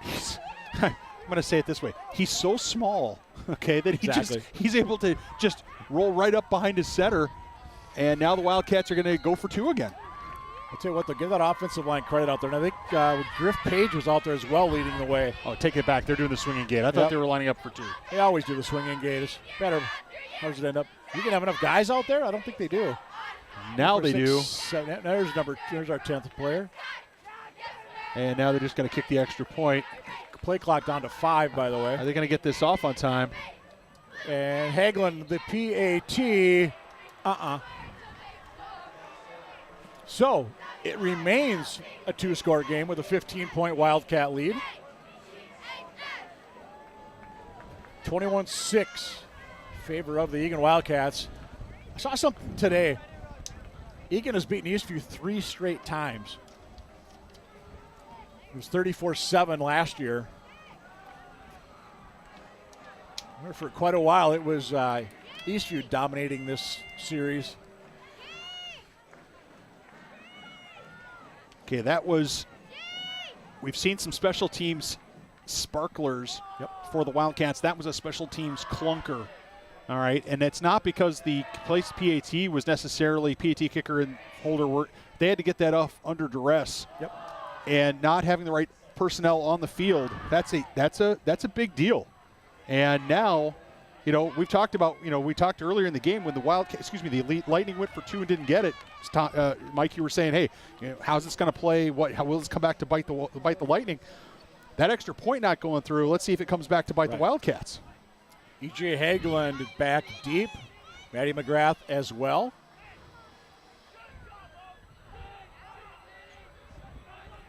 A little short kick. Does it stay in bounds? It does not. So Eastview is going to get a nice starting position here as the Eagan Wildcats kick that one out of bounds. Is that the first Eagan penalty? I think it is. I think it is too. I think Eastview's got a couple. But really a relatively clean football game tonight.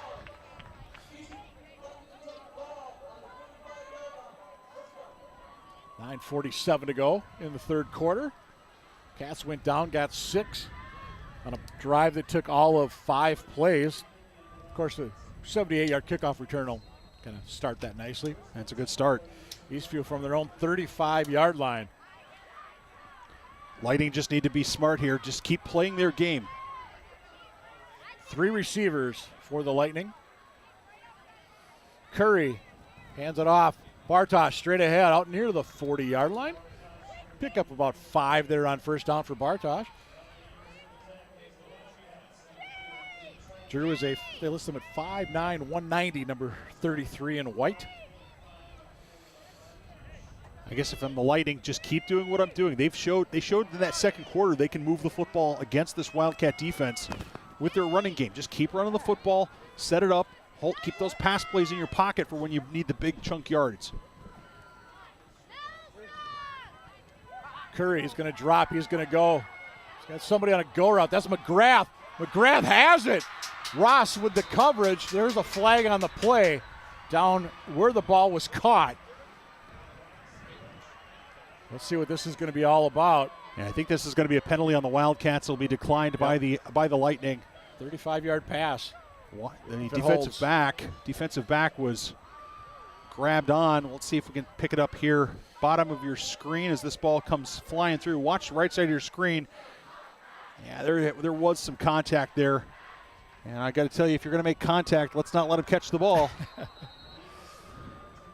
Got about a 40-yard pass. 35-yard gain for Eastview. That was a nicely thrown ball. Absolutely beautiful ball. So first down at the Wildcat 25-yard line. Handoff. Bartosh runs into the heart of that Wildcat defense. Gets a couple of tough yards. It'll be Garcia and company in on the stop for the Wildcats. Coming up, Sherrier as well.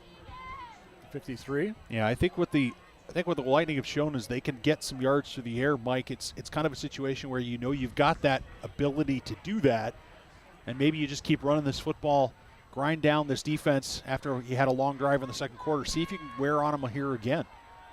And then when you need to go to the air, you can. Second and about 7 for Eastview. Curry pitch. Green cuts it up, cuts back, lowers that shoulder. And does he have enough for the first down? It's going to be close. I think he's about half a yard shy from this angle. And I think the referees have marked him shy. He needs to get to the 15-yard line. It looks like he's to the 14. Yep. Got to be 4 down territory here for the Eastview Lightning. I have to think so, even especially down 2 touchdowns, right? I think you have to. Now maybe if it was a long fourth down conversion, we'll see. Straight ahead. And where are they going to mark him? We have a flag on the field. To the 15. Oh, forgive me, Mike, for talking over you, but I think I think the right tackle moved. Yep, false. The official at the bottom or on the near sideline is signaling false start. Yeah, I think we're going to see 5 against the Lightning, and that's going to move them back.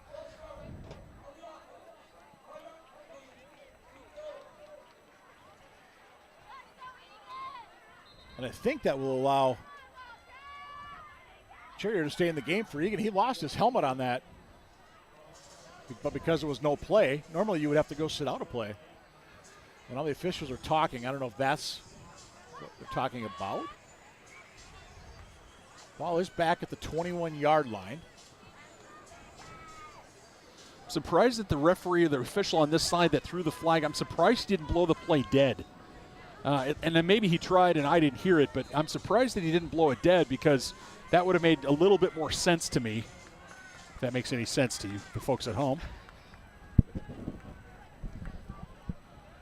Third down, let's call it 6 for Eastview. They trail by 2 scores. Cats pretty base defense. And that ball is knocked down at the line of scrimmage. Let's see which. Looks like getting his paw up there for the Wildcats was Jace Meyer. Yeah, Meyer with a nice job. You see him there, hands on hips, but only after getting those hands into the right position, doing a nice job of staying home and knocking that ball down. So Lightning lined up, looked like they might go to the wide side of the field, instead come back to the short side of the field, and Meyer stayed home, got his hands up, and that pass hit him right in the hand. So, big fourth down, huge fourth down for the Lightning. You're going to hear it if they make the stop. We got the pit below us. Curry to throw. Lobs it down the middle towards Seaton and just couldn't connect. No flag. Yeah, there's a flag. Oh, there is a flag. I thought I saw. Oh, there it is. I thought I saw him throwing. I didn't see it laying there on the turf. Yeah, there was some contact. Yeah, I think it's a good call. Well, there's some contact. I can't tell you from up here. Let's see if we can pick it up on the replay. Watch Seaton, 15 in the middle of the field. Got that right hand in there. Right hand, maybe, but close. That's not as an easy clean call as perhaps we thought. Yeah, Charlie Heinlein, by the way, would be the flag is against. We'll just put it that way. Yes, in any event. I think if you don't call it, you've got a case as well. That okay, we understand that call. Yep. It was too close not to call. That's right. Yep. So we've got first and goal, or do we have first and 10 from the 11? Looks like we have first and 10 from the 11. But, you know, give the official credit. He was right there. Yep. Like I said, I thought I saw a flag fly. Straight ahead. Green powers down to about that 5 once again. Late flag coming in. Ross on the stop, and I think we're going to get an unsportsmanlike. Yeah, that's going to be 15 against the Lightning. Yep. A push from behind. Not too long after the whistle, but far enough, close enough. It was after the whistle. Yep. And you saw one Eagan player pointing like, "What? You can't do that." And I think the Lightning are going to cost themselves 15 here. Got a couple of the Eastview coaches up here next to us in the box, and pretty obvious right away that. So it's going to be second, because it'll be after the play, so it should be second down.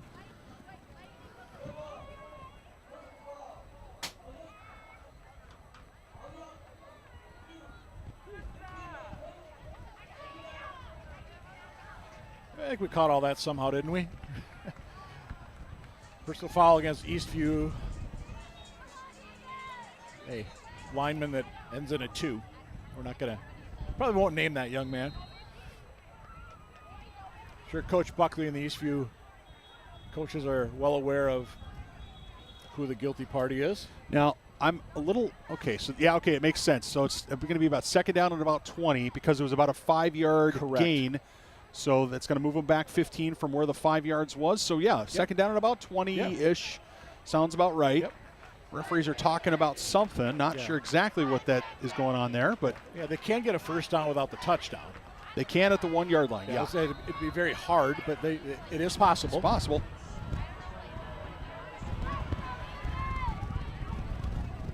Curry going to throw, rolling right. They've had success doing this. And that ball is caught. It is caught on the near side. Official right there on the spot. Caught by number 6, Harrison Weldon. His first catch of the football game. Out at the 7-yard line. It's going to be coming right at you. Yeah, left side of your screen. He catches this ball. Nice job catching it. He's got it. Slides down, protects it. Nice job. I did see that initial bobble, but he had control by the time he went down. So, very good call by the officials to let that one stand. Green cuts it back. Gets maybe down to the 5. So that's going to set up fourth and about 4.5. Again, 5 to the end zone, about 4.5 for the first. Let's see, we're going to get some noise here from the pit, I would imagine. Lightning have had some real good success rolling out their quarterback. I'd love to see, if I'm a Lightning fan, I'd love to see that happen again. Now, they can run, sweep to this boundary and see what happens as they cut it back, but the Cats have a better record of stopping that. I'd love to see my quarterback attack the line of scrimmage or roll out. See, I'm picking you roll right, look back towards the middle of the field. Bartosh, the lone back. They got Bartosh just a little too high on the throw. It was there for the Eastview Lightning. Instead, the Cats hold, and they will take over on their own 5-yard line. Oh, the Lightning got the look they needed. They got the look they wanted. Watch left side of your screen. It's not a bad pass. It's just off his tips. And that look kind of says it all right there. You saw Bart head down, and then he looks up like, oh, my gosh. Oh, but that was a well-designed play. Nice, good protection. There was a blitz by the Wildcats. They were bringing extra bodies, and the Lightning did a good job of picking that up. West wrestled down hard at about the 9. Myers on the stop. The physical stop, we should say, on that one. That was definitely a big boy tackle. No failure to wrap up on that tackle. No. At all.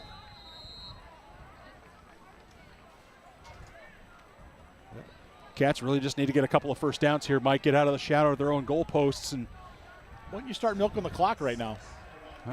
well, that doesn't hurt either. Well, the Cats have never seemed to have a problem with that. Well, you and I, we've been around Nick Johnson long enough where, 4 yards a pop is just perfect offense. Not going to happen there. Instead, that ball's going to go back to about the 4. Good surge by the Lightning defense. West upset about something. Not sure if he thinks a little too physical or. West coming to the near side, going to talk to Coach Henderson. Not sure. That might just be to get the play.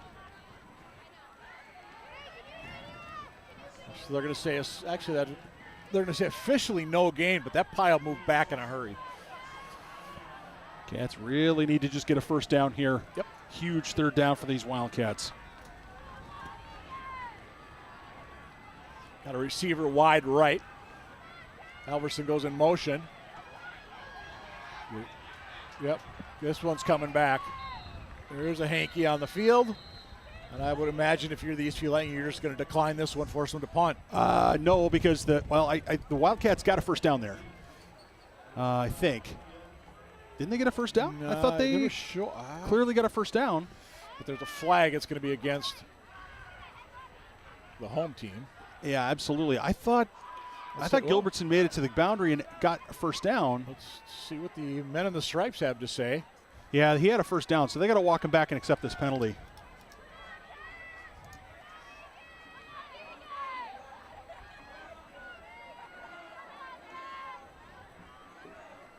Well, it'd be half the distance of the goal, I think.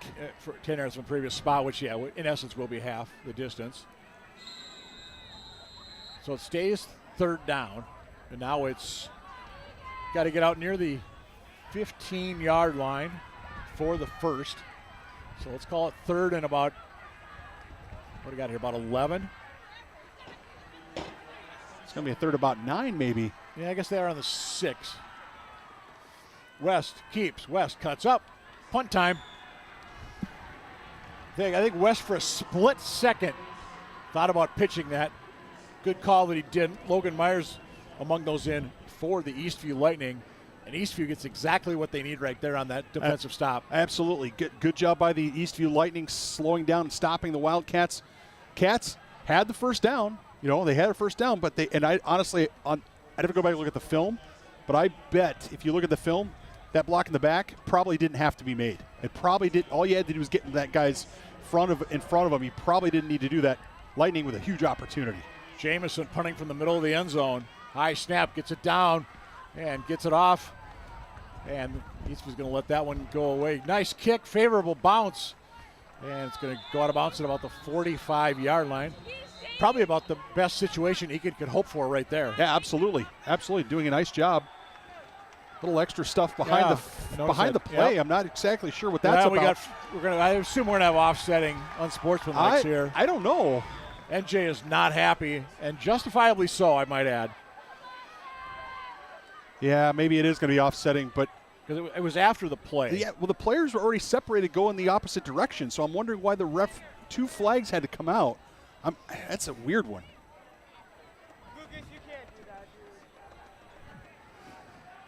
Well, let's see what we get for a signal. Officials been busy here in the last few minutes. Coach Buckley looking for an explanation as well on the Eastview side. I mean, what's strange is that the players were separated. The Eastview players were running to their bench, and that's when the flags came out. It was after they were already separated.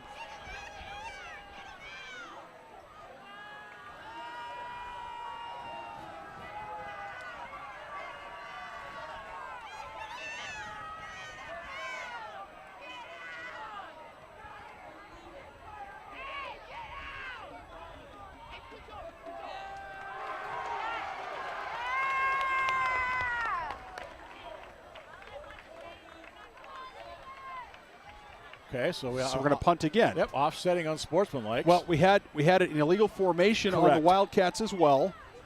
So now they're going to move them back another couple 4 yards, 3-4 yards, and they're going to punt again. Yep. So that's probably a break for Eastview with Jamison's kick that went across midfield. Absolutely, was unreturnable for the Eastview Lightning.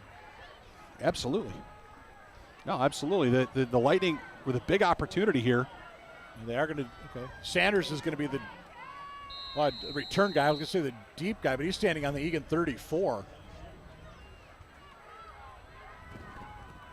Eastview's coming. Gets it off. This one is going to be caught at about the 41-yard line. Sanders goes left. Lowers his shoulder. Gets about 9 on the return to Eastview. Great starting position once again. This one's going to be at the Eagan 32-yard line. So a 23-yard starting difference between the two plays. But we have to do another late flag. Is this going to be a face mask penalty? It looked like it was near where the tackle was made. Is this another face mask? Is it I don't know. I'm just wondering what the referees are thinking here. I did see something come in late.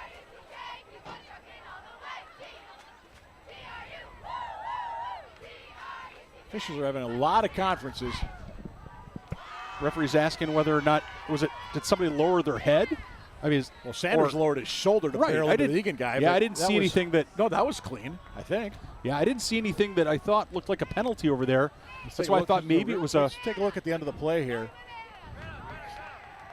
Okay, so, is that a block in the no? No. Everything looks good. No. Yeah, I don't know what's going on. And then the flag comes late. in.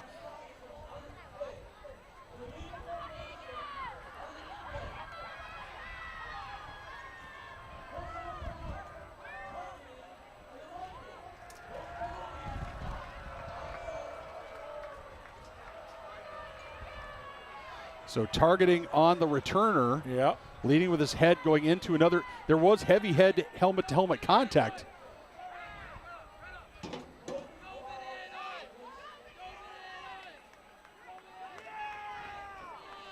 Okay. I think he said both are against Eagan is what he meant to say. I don't think that's possible. Well, there's Coach Buckley looking for an explanation. Try once again. He's going for the microphone to the official. Our referee.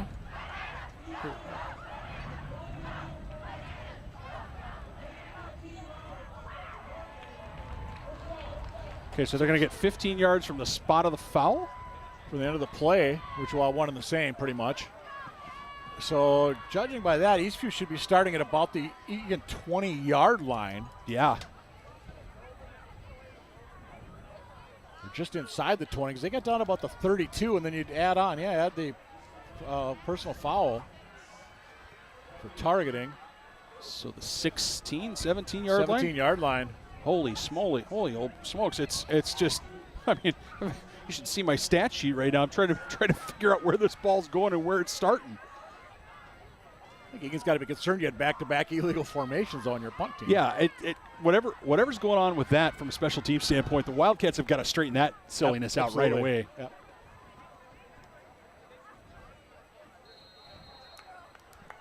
So as we get back to the action after a little time away, here's Curry rolling, throwing near side. Got his man down at about the 6-yard line. That's McGrath. Is it going to be enough for a first down? I believe it is.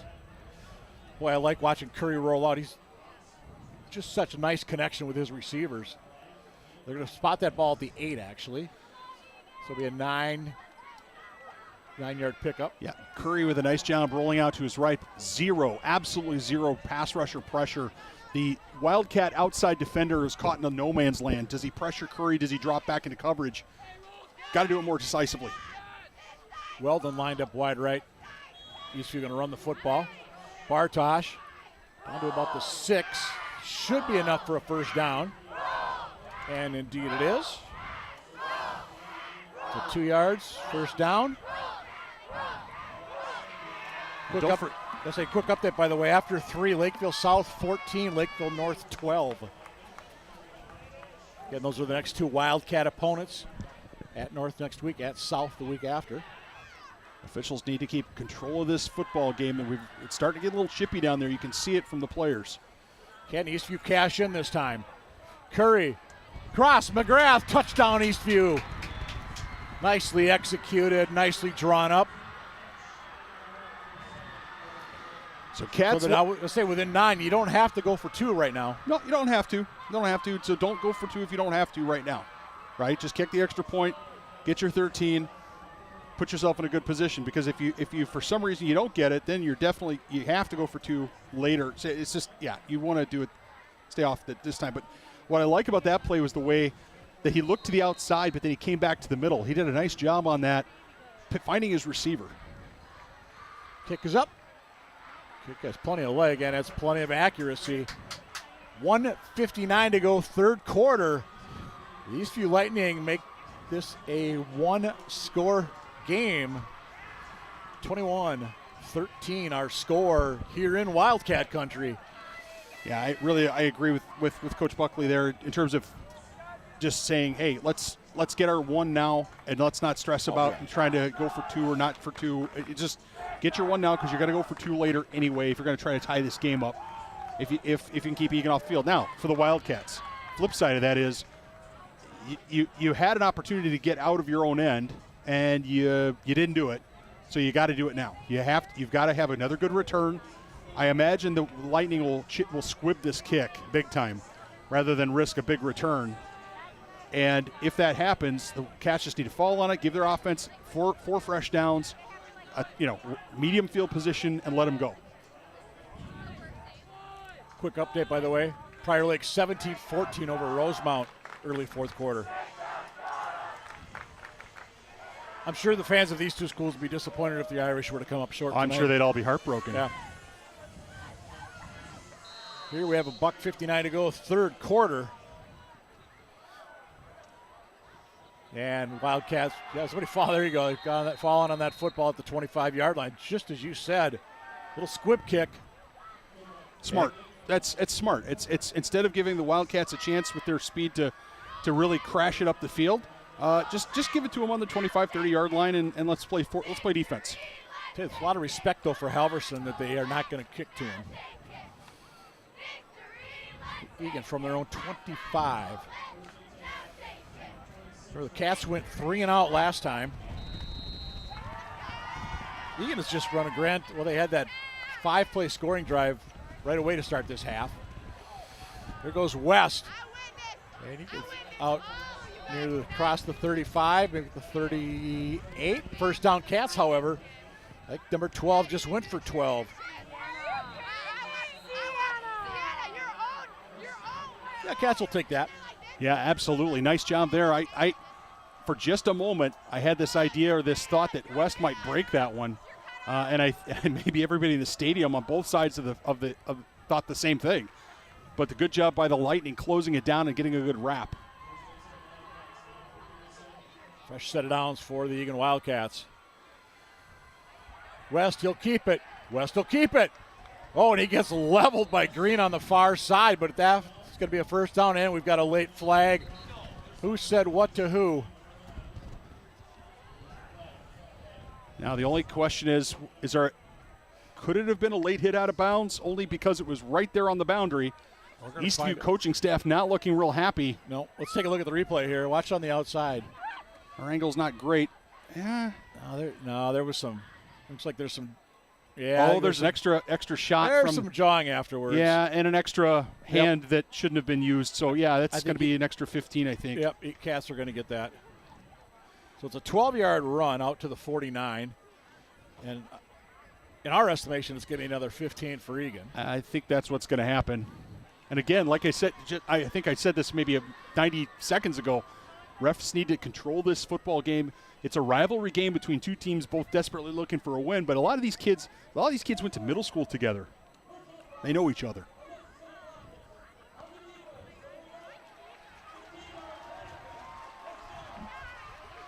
So players on both sides, Mike, have got to keep a cool head, just not do anything that's going to burn them. And this is the second personal foul penalty for the Lightning here in this second half, and that frankly, I'm sure if you ask the coaching staff, they would say that's too many.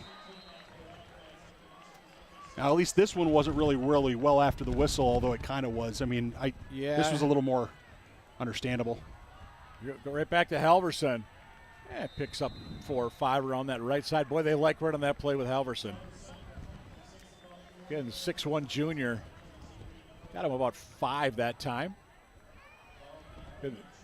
Eagan just happy to just keep taking some time off the clock. They'll take 4 or 5 yards a pop every time. It's one of those ones where Nick Johnson can't draw it up any better than that. Oh, Cats are doing a good job right now of moving the football. Just really need to hold on to the football. Ball security being very, very important. We have a penalty, another penalty. Oh, boy. I think this one's on the Eastview sideline. Or is it on the Wildcats? Wildcats are walking backwards. I didn't see it. Referee threw it.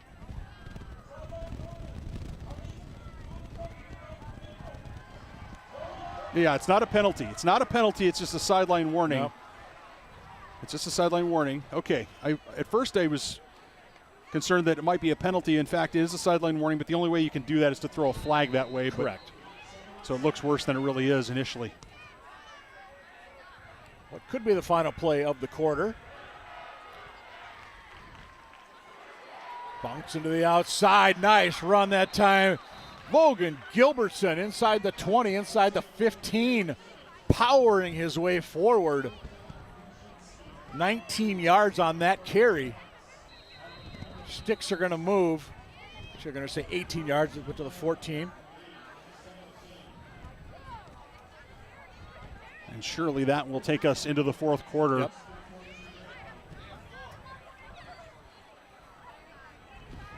Henderson talking to Parker West on the near side, but Parker's not going to jog back over.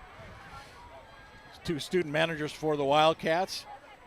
Taya Johnson and Allison Morrell bringing some water out. Those 2 young ladies do a lot of work. You see them on the left of your screen there. Well, you saw them. Back of Taya's head there. Yeah, definitely unsung heroes. When you have a good football program, having people support that program is so important. The parents support it. You know, the band is here. Performed at halftime before they exited, and of course the dance team was also out here. But the student trainers and student managers and things like that, making sure that the players have water, make sure they have good equipment, all of those things, super important. And I'll tell you, it's something that when you're, say, 14 to 18 years old, sometimes you don't say thank you enough to the people around you that help make that possible. Yep. So I'll say it for them. Thank you. Absolutely. So Eagan's going to have a first down at the Eastview 14 as they try to get the dance party going here in the stands. Again, blackout the theme for the Eagan student section. A beach out for Eastview. The Wildcat, there's the blackout. I would expect to see most of those students back here 3 weeks when Farmington is here for homecoming. Again, Eastview, you're home next week. You've got the Roseville Raiders coming, and then Coon Rapids, the Cardinals come down on the 26th. Fresh set of downs, Eagan. West looks like he's changing the play. Will West call his own number once again? Oh, gonna go far side, Jamison. Nice job by the Eastview defense to spread him out. Ball does come loose right at the end, but he was down already. Yeah, he might have been better off just trying to run to the boundary there. He was not going to be able to turn that corner. And I think I'd rather be tackled by one guy on the boundary than 4 guys in the middle, but I think it was Kennedy with the initial stop, and then over to help out was Pierce Lewis.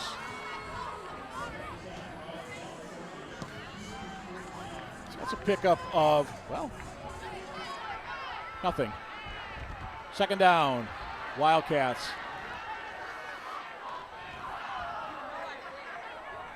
Pyle's going to move inside the 10. And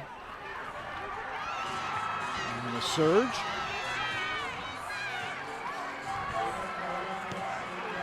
I think we've got, below us, we've got cheerleaders throwing T-shirts into the crowd, it looked like, or something. Down to the 10. 4-yard run that time for the Wildcats. It's going to make up 3rd and about 6. I tell you, I like the fact that West after he makes the handoff, he starts blocking, trying to push the pile. I love to see it. Parker West, who's listed at 5'9", 155. Pitch Halverson outside. Halverson to the end zone. 6 for 6 points. Eagan. Well, who says the Wildcats can't run the option? Nice job. Good decision making by West. Put the ball where it needed to be. We were here against Shakopee 2 weeks ago.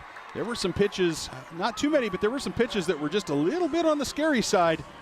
And this time, right where it needed to be. Good blocking to the outside, not picking up a penalty, and good blocking to the outside by Emerson. Doing a good job just slowing the Eastview defender down. Doesn't have to really block him, just has to slow him down. Cats up by 14. Gonna make it to go for 15. Sawyer Hagelin, PAT attempt.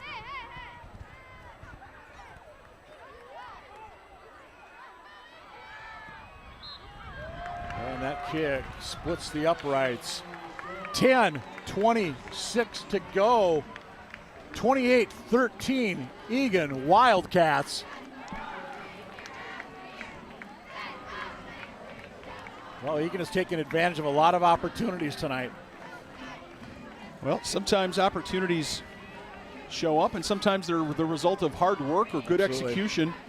And I would say tonight it's been a little bit of both for the Wildcats. Lightning haven't helped themselves with shooting themselves in the foot a couple times with some penalties, helping out the Wildcats. At the same time, Wildcats doing a nice job of holding on to the football, getting 6. I was just going to mention that very thing. 1 fumble tonight. Yeah, I mean 4 touchdowns and a missed and a field goal that, again, you know, arguably 3 feet the other side of that pole, and it's got plenty of legs. So, I mean, that's 5 scoring drives tonight for the Wildcats. If you tell me as a football coach I'm going to have 5 scoring drives in any football game, I'd be like, you know what? I'll take that. And the game's not over yet. Katera to kick it off for the Wildcats. Went out of bounds on his last one. This is right down the middle. Returnable from the 16. Whoa, hello. First man down was Brandt. All over E.J. Hagelin on the return. We got to look at that with Chris Brandt, special team stalwart. Picked up some tough rushing yards too in weeks past. Coach Nick Johnson not quite ready to smile yet. It's still a 2-score game with 10:17 to go here in quarter number 4. Now at this point, earlier in the half I said the Lightning needed to keep doing what they were doing.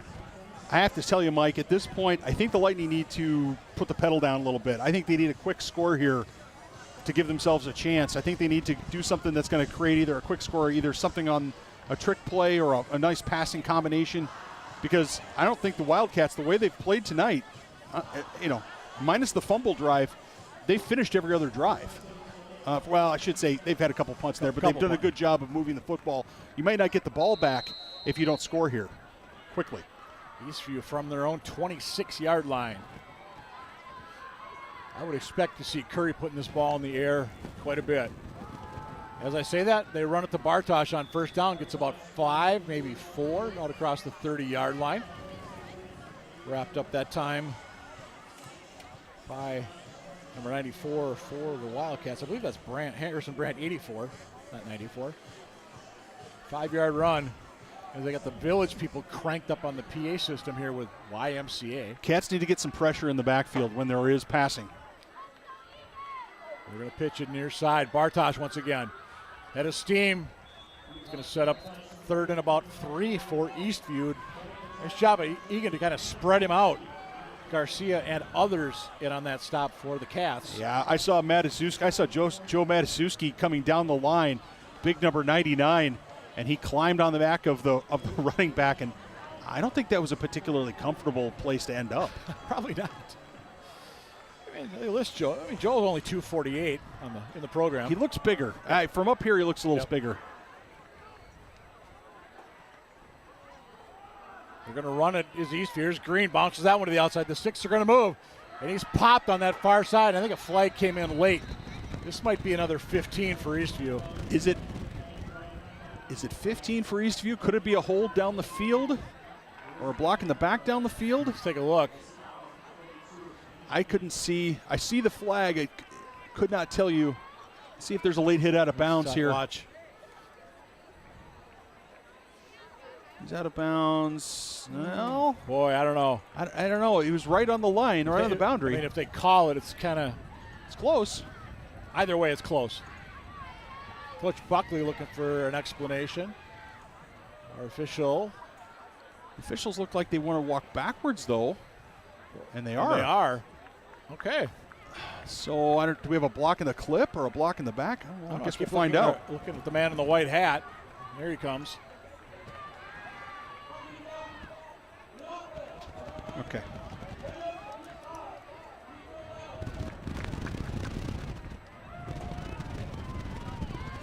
So it's going to be 3rd and about 6 now instead for Eastview. So the play doesn't count. Nope. They back him up 3 yards because it was 10 yards from the spot of the foul. Yep. Which was well downfield. A lot of options for this Eastview offense. So they're going to go straight ahead. That one works as well. Haven't called that name for a while, but it's Taylor Seaton. 15 is going to move the sticks up to the 40-yard line. Just keep handing him I mean, I got to say, he's, like I said, eye test tonight, he has really had a phenomenal football game. Yes. Made some really great plays for the Lightning, who I notice have, I think it's plain black helmets. It is. Traditionally, I don't know, I always like something on the helmets for the Eastview Lightning, that blue lightning bolt or something. Just a personal preference. Seaton came into this game 12 carries, 63 yards. First 2 games of the year. Curry is going to go deep. Double coverage. Reeser nearly with the pick for the Wildcats. Huddle, the intended target. Oh, look at Reeser. You see him putting his hands in front of him like, oh, I had that. It hit me in the hands. I just couldn't come up with it. But here's the thing. That was a good pass. Watch this. Watch this as the Eastview is able to drop back. He does a nice job of laying this ball. Curry does a nice job of laying this ball up. Just a little too strong that time for his receiver, but still a good idea.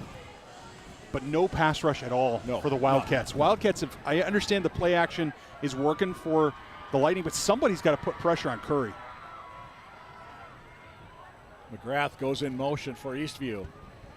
Curry looking to throw. Going over the middle. That was overthrown by quite a bit that time. He was going for Weldon. He was tied up, I believe, by Reeser, and Drew Boyd might have been the closest player to that football, and he wears blue. And Garcia, big number 90 for the Wildcats, was right in Curry's lap when he threw that football. That is the kind of pressure that you have to have. If Curry is able to step into that ball a little bit more and is able to control it a little more, he doesn't have Garcia in his lap. He has a chance to complete that pass because the receiver had some space. But Garcia doing a nice job of forcing him to put a little more air under that ball. 3rd and 10. If you're Eastview, you don't have to get it all in this play. Whistles aplenty. I think we have a timeout taken by the Eagan Wildcats. Something they didn't like out there that they saw on offense. Defensive coordinator Dale Comer comes out talking to his guys. Well, it's a big 3rd down. I think this is a good use of a defensive timeout. Again, anytime the other team is running plays and has momentum, is getting yardage, things like that, anything you can do to slow the game down, whether that's a timeout or if it's getting up slowly off a pile, whatever you can do to slow the game down helps your team wait that out or just survive that until the momentum shifts, that rhythm shifts. Johnson talking to one of the officials during the timeout. Doesn't seem to appear to be any kind of an animated conversation. I think he's just looking for an explanation on something or some things, plural. 8:04 to go, 4th quarter. Lightning down by 15, facing a 3rd and 10. Curry, what a good pressure by the Wildcats. Cats have it, I believe. Great pressure. Garcia and the Cats take over on the 33-yard line of Eastview. Oh, Garcia made the play on 2nd down. Now he makes the play on 3rd down. This ball Although I think Curry, just slips out of his hand. I don't think it was knocked out of his hand. I think he's cocking that arm to throw. Watch this replay. Watch it, right hand. Yeah, it just slips out of his hand. He's cocking his arm to throw, and it just comes right out, slips out the backhand. And the Wildcats, Garcia, you see, hey, Mom, look what I found. And now he's trying to take off and go airborne, but fortunately he stayed on the ground for all of us. 7:59 to go.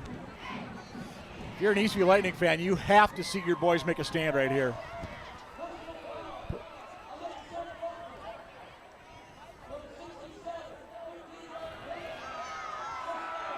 Well, there's a stupid play by a Wildcat. Just cost him 15 on an unsportsmanlike. Got to keep their heads. Yeah. Yeah. Yeah, the guys from this side of Cliff Road don't they're just as prone to make poor decisions. Exactly. I can tell you right now, if I'm Coach NJ, if there's any validity to that, I am peeling paint right now. West looking to go to the air. Got his, Jamison couldn't quite hang on. He was alone at the 35. Would have been a first down had it connected.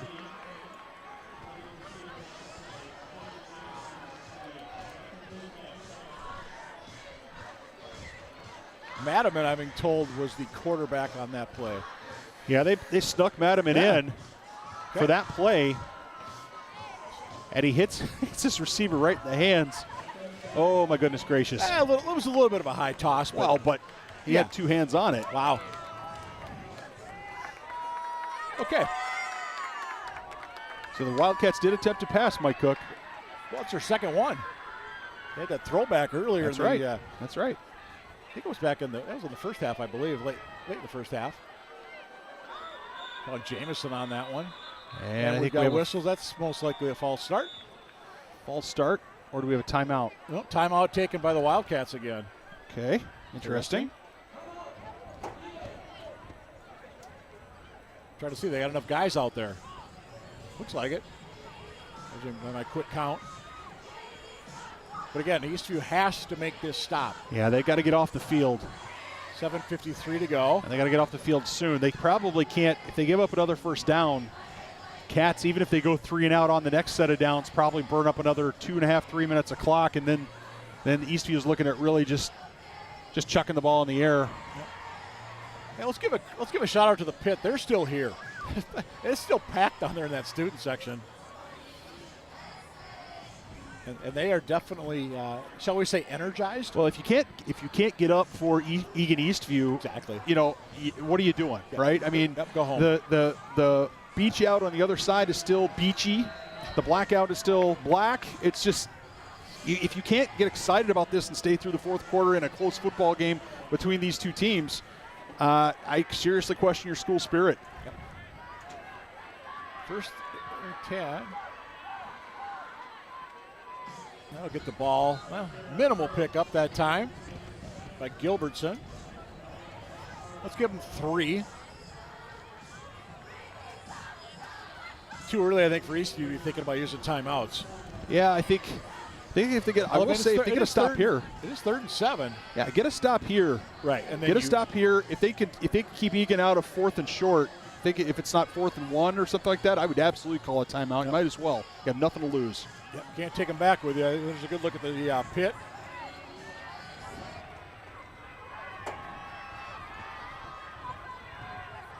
Straight ahead, that pile moves, finding his way through for a first down. Huge first down, Logan Gilbertson.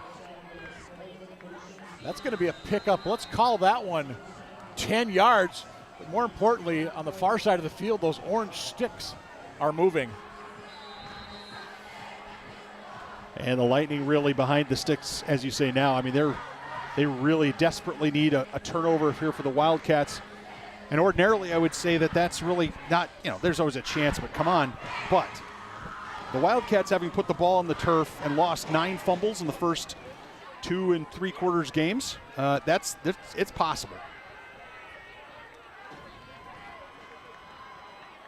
And it's going to be close to another first down for the Wildcats. That's Halverson, isn't it? No, it's Gilbertson. Gilbertson again. And there go the sticks. So another 10 for Gilbertson, another first down. One thing I noticed before that snap, I was watching the play clock. It was only at about 8 when they snapped that ball. I'm going to guess Coach Nick Johnson, Coach Henderson, they want to see that maybe even a few more seconds coming off. Well, the Wildcats, it's interesting you mentioned that because so much of tonight, the Wildcats, when they break the huddle, watch when they break the huddle, they get into their set. They snap as soon as they're set, they snap the ball. Like right here, bang. Oh, you know what? Okay. So they should have been set before they snapped the ball.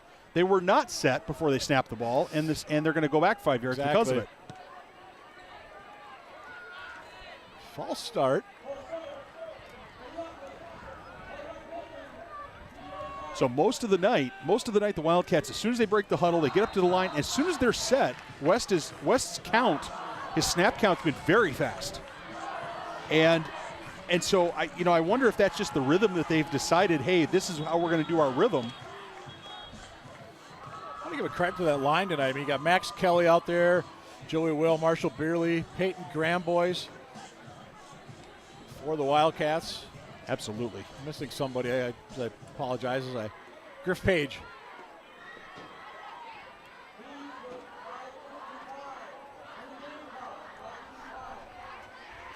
So just a correction there, putting 5:55 on the game clock. That kind of a fun Peyton Graham story I'll tell you after this play. First and 15. And it's going to be second and about 7, maybe 8. So Carroll 11 did a prep thing. They had, it was online, so they talked to Nick Johnson, the head coach for all, and had one player there. Grandboy was for the Wildcats. There was a question about, anyway, it came out the fact that, if you had a podcast, what would you do? It was he and Beerley, and it would probably be about fast food. Like, okay. Just fast food, you say? I'm intrigued. Food, I say, yes. Let's see if kind of interesting, I thought. Yeah, it would be Chipotle's his favorite post-game meals. Yeah, if we had a podcast, fast food reviews with Marshall Beerley, because we're two big guys that can eat. And there's a football on the deck. Yep. Eagan says they still have it. Yeah, Eagan does still have it, but by the hair of their chinny chin chin. What did I say earlier? I mean, that's a situation where there's, I don't know, I couldn't tell if that was West or Halverson or who exactly where that breakdown occurred, but the Wildcats have got to hold on to this football. That's, if you're going to let the Lightning back into the game, that's how it's going to happen. Right now, so we're looking at a 3rd and 9. Clock continues to run inside 4.5 to go.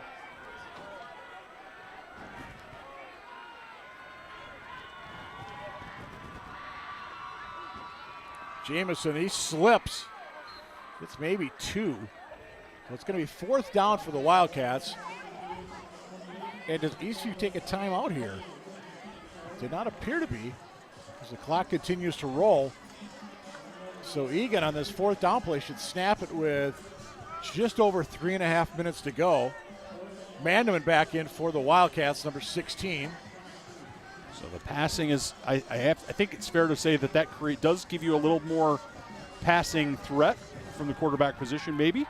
12 to go on the play clock.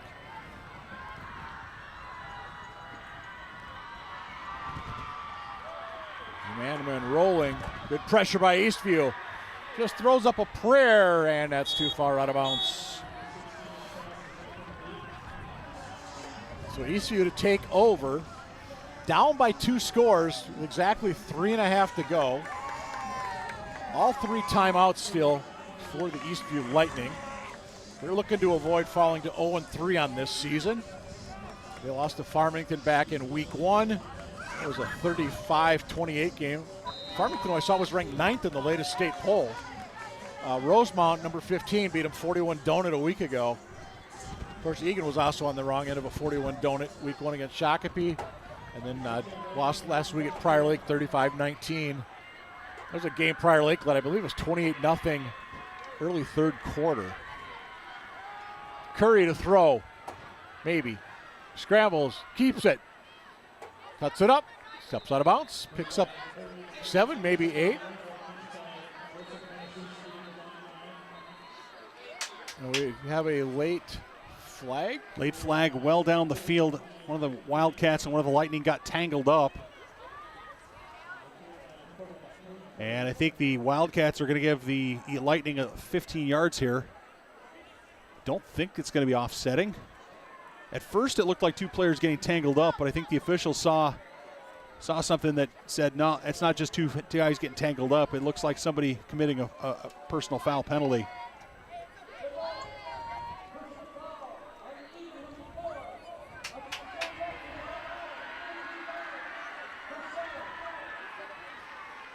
Somebody's running laps on Monday.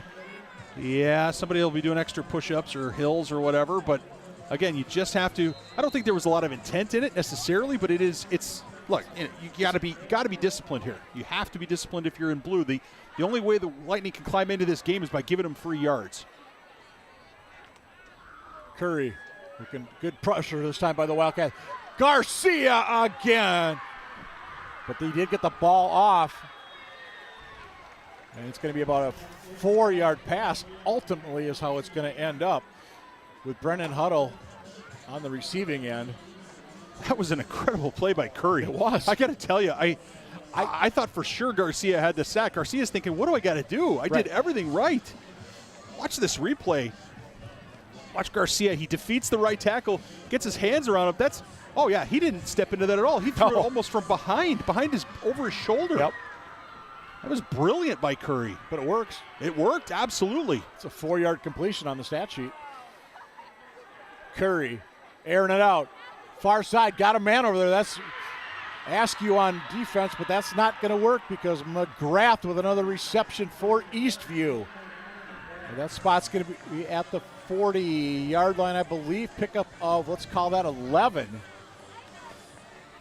Yeah, Askew was able to get out of bounds and stop the clock. Clock would have stopped anyway with the moving of the chains, but I think that's fine for the Wildcats. Give them, if you want to if the Eastview Lightning want to get 5 and 6 and 8-yard completions and moves down the field, that's fine. Just keep them. That was a little bit more than that. It was about a 7 or 8-yarder, but keep them in front of you. That's what you got to do here. Airing it out once again. Nope, Curry has to elude one of his own linemen. Falls forward, loses the football, but I think did the ground cause it? Eagan thinks they have it. Referee's running in like it's. Referee did not point down. Eagan and football. The Wildcats have the football. Late flags. Look out. Yeah, those will be dead ball. Those will be dead ball. If it's post possession, I have to imagine they're going to be post possession fouls. I'm not even going to say who I think it was. Well, don't say who you think it was. Nope. But the official will tell us, but yeah, we're going to have a bunch of guys on both sides running some laps tomorrow or next week.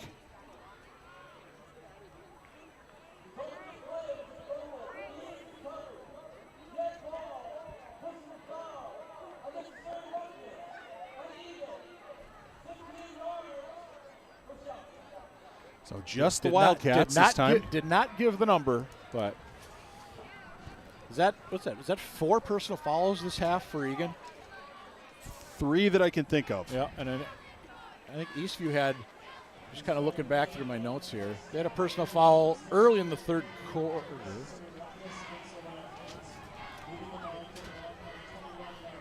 Yeah. So it looks like Eastview is going to fall to 0-3. Cats are going to finally get one. Thought it had to 1-2 on this season.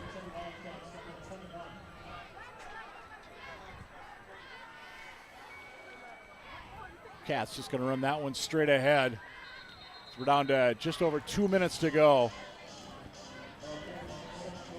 I think we're looking at a 28-13 final. It is, well, what do we got? Whistles now.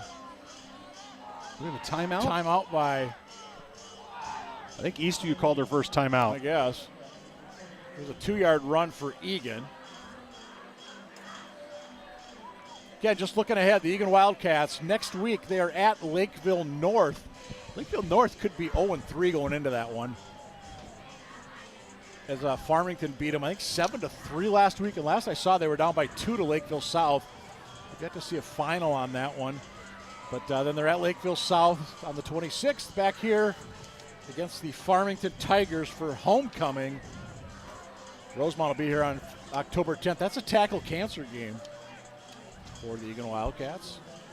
And for Eastview, you're home the next 2 weeks.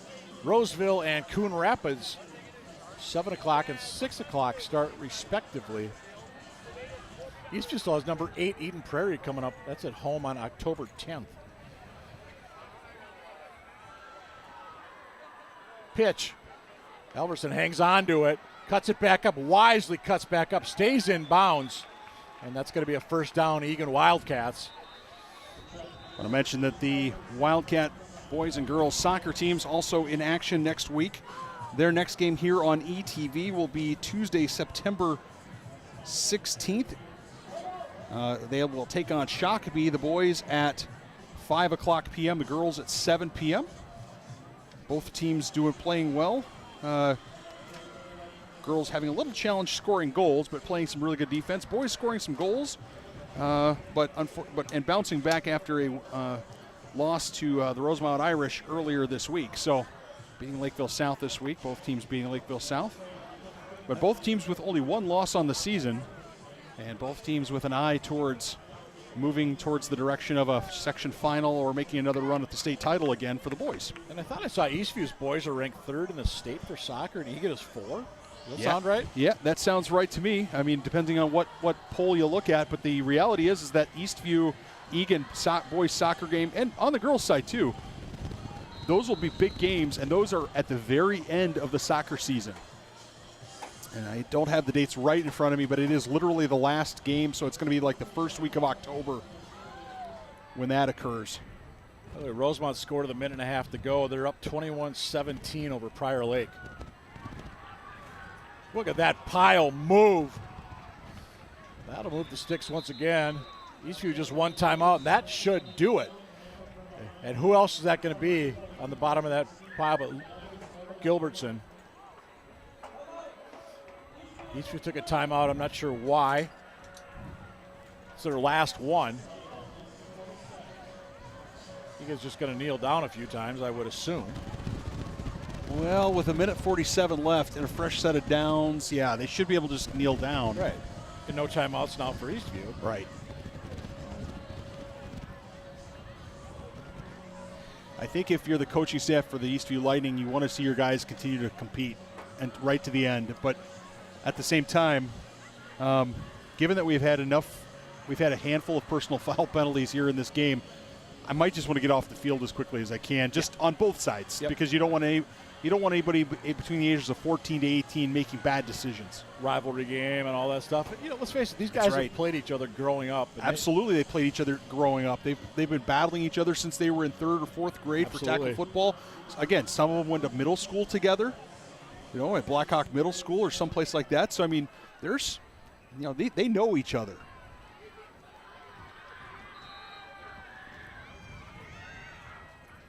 And victory formation for the Eagan Wildcats. So the Eagan Wildcats are going to improve to 1-2 on the year. The 28-13 win over the Eastview Lightning.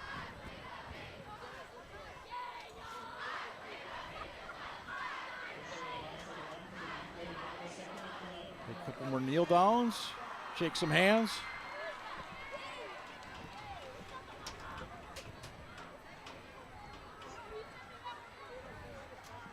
That's the update from Lakeville South, by the way. They're up 28-12 over North.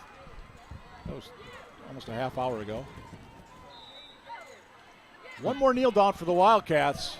Well, big win for the Wildcats, Huge Mike. win. Huge win, not only to get on the right side of the win-loss column, but also because, they had 2 tough games to start the season. And, oh, by the way, they play Lakeville North and Lakeville South in the next 2 weeks. They're pretty good. We think. I mean, we know they're good programs. We'll have to see what the current vintage of those 2 squads are. But I mean, no question, it's going to be tough football for the Wildcats. And so for the Wildcats to get a little momentum, have some success, feel good about themselves, it's really, really huge. For the Lightning, they've got to regroup. They've got a couple of opponents coming up in the next 2 weeks that I think they can take it to and have some success with. And I'm sure that's the goal of the coaching staff as they shake hands. Absolutely. So again, your final score as we wrap things up here in Wildcat country. Again, great crowd on hand. Again, quick shout out, Chick-fil-A, Finer Meats and Eats, Brick Oven Bus here, helping sponsor the Wildcats. Right, they're out here on Friday Night Lights. Come out and see these guys in 3 weeks when Farmington is back here. But tonight, there's going to be some celebrating going on as the Wildcats get their first of the year with a 28-13 win over the Eastview Lightning. I want to say thanks to our award-winning ETV crew. We got great graphics there as you see the traveling trophy between these two sides. Some of the big plays that made the evening. Watching Green's touchdown blowing through a bunch of Wildcats, and then West going south into the south end zone to everybody's, at least on that side of the field, everyone's excitement. West just for a 1 yard run there. That's kind of, yeah. What's he doing only going for one? And then think of that pass. That was something special to watch. Just Curry with that, get that throw off, but not enough for the Eastview Lightning as they fall 28-13. So on behalf of our entire award-winning Eagan TV crew, he's Nathan Cron, I'm Mike Cook. Thank you for being with us. We'll see you in 3 weeks when the Farmington Tigers are here for homecoming. Have a good night, everybody.